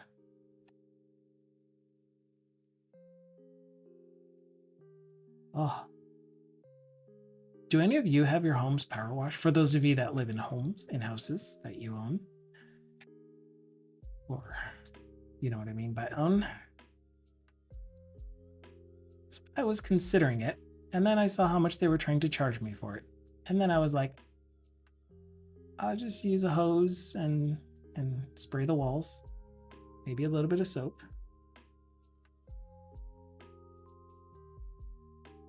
Okay, so that should have been all of our ones that use the TRN directly. So let's look for the select items equals filtered.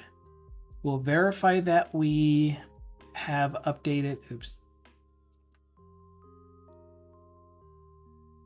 Would I do it this way? Control Shift F, please. We'll make sure that all of the ones that come up are ones that we have up here, pinned up here. And if they're pinned up there, then that means that we have already updated their code behind. And also while we're stepping through these, I will check for the unnecessary bang. Why?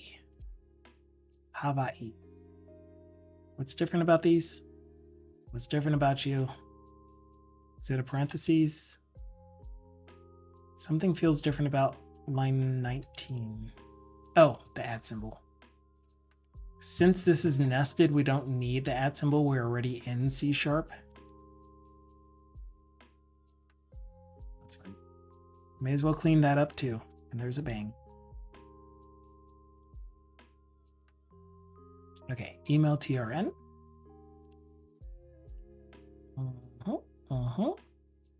And record check.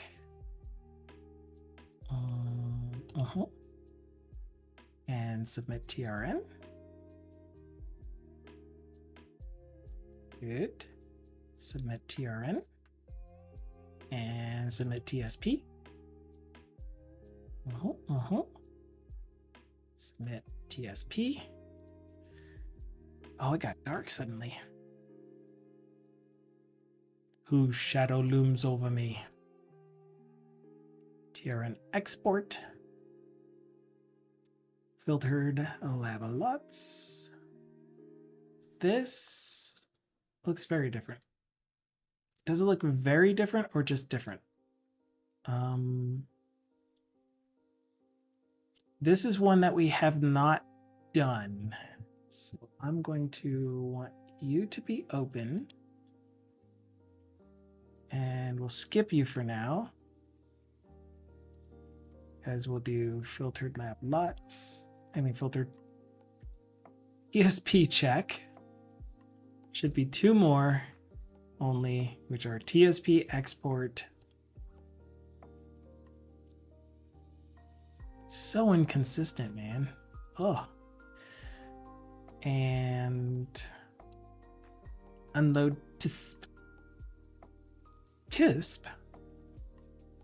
Wait, that says unload TRN. Okay, so back to that TRN management. You're supposed to be a full property.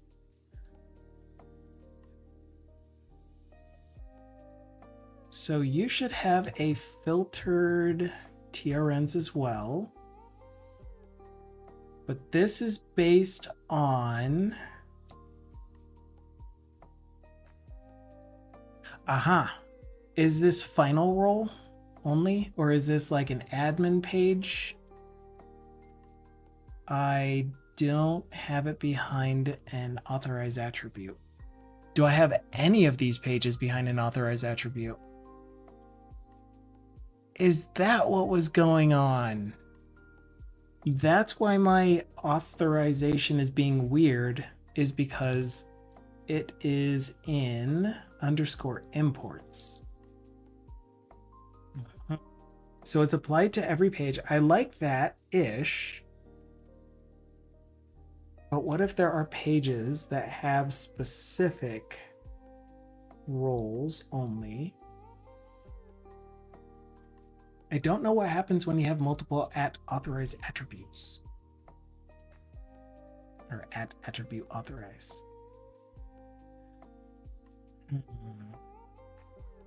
That'll be fun to figure out though. Okay, so I'm gonna call it good. This manage page is just different than the rest, so we're gonna handle it differently. Why do I need to specify a lambda for you?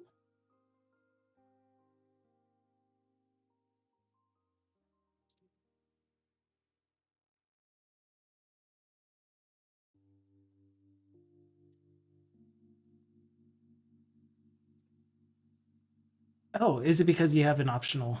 Yeah, okay. Never mind. So we completed applied lab filter to remaining pages. And I'm going to do a commit and push because I'm going to go ahead and end the stream here. That was really good. That was very, we just did the thing. We just did the thing. And this, like I said before, this is one of the things that I love doing the most, which is standardizing and cleaning up code. But next time, I am sure we're going to get to a point where we are... Do what, life? I'm going to get to a point where we are needing to write some new logic or completely rewrite logic. Event manager, are you about to start your stream? Because I can wait until you start and then we can raid into you. I don't have any of my lurking turned on at the moment, which is unlike me.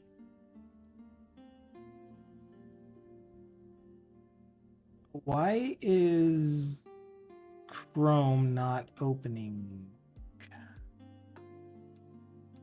Right.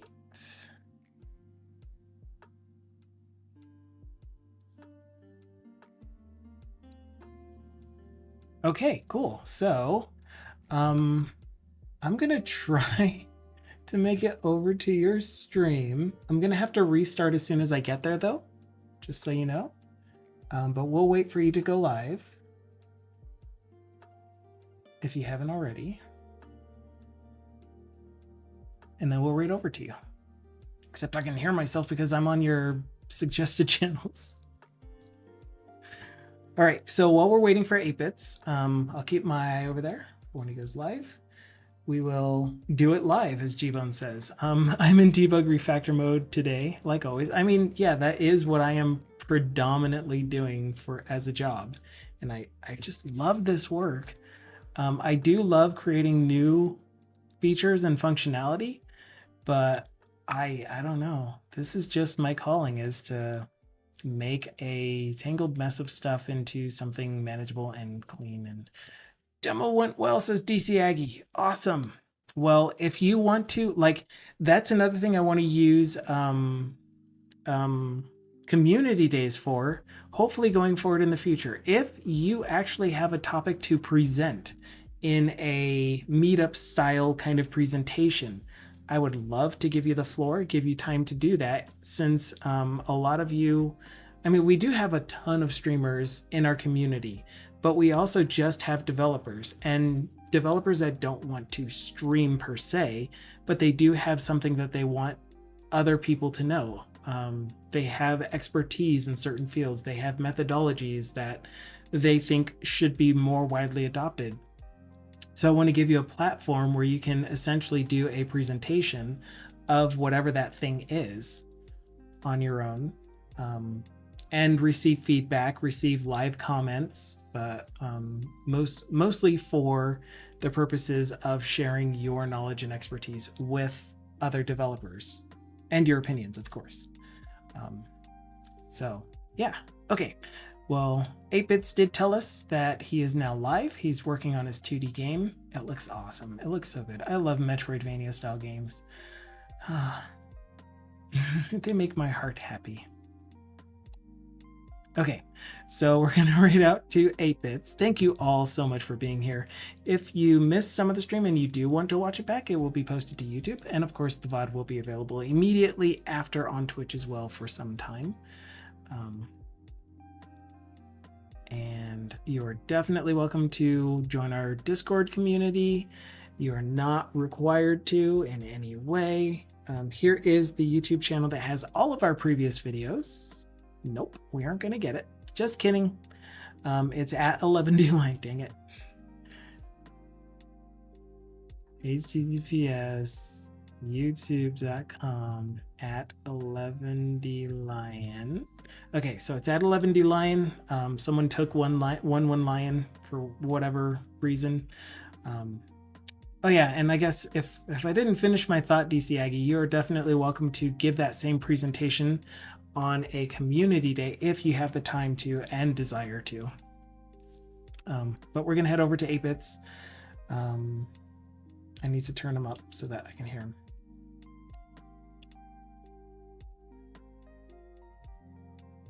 All right. So, what am I missing?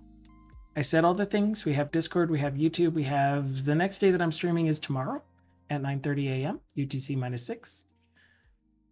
And then we'll have Community Day on Friday. Okay, ciao for now.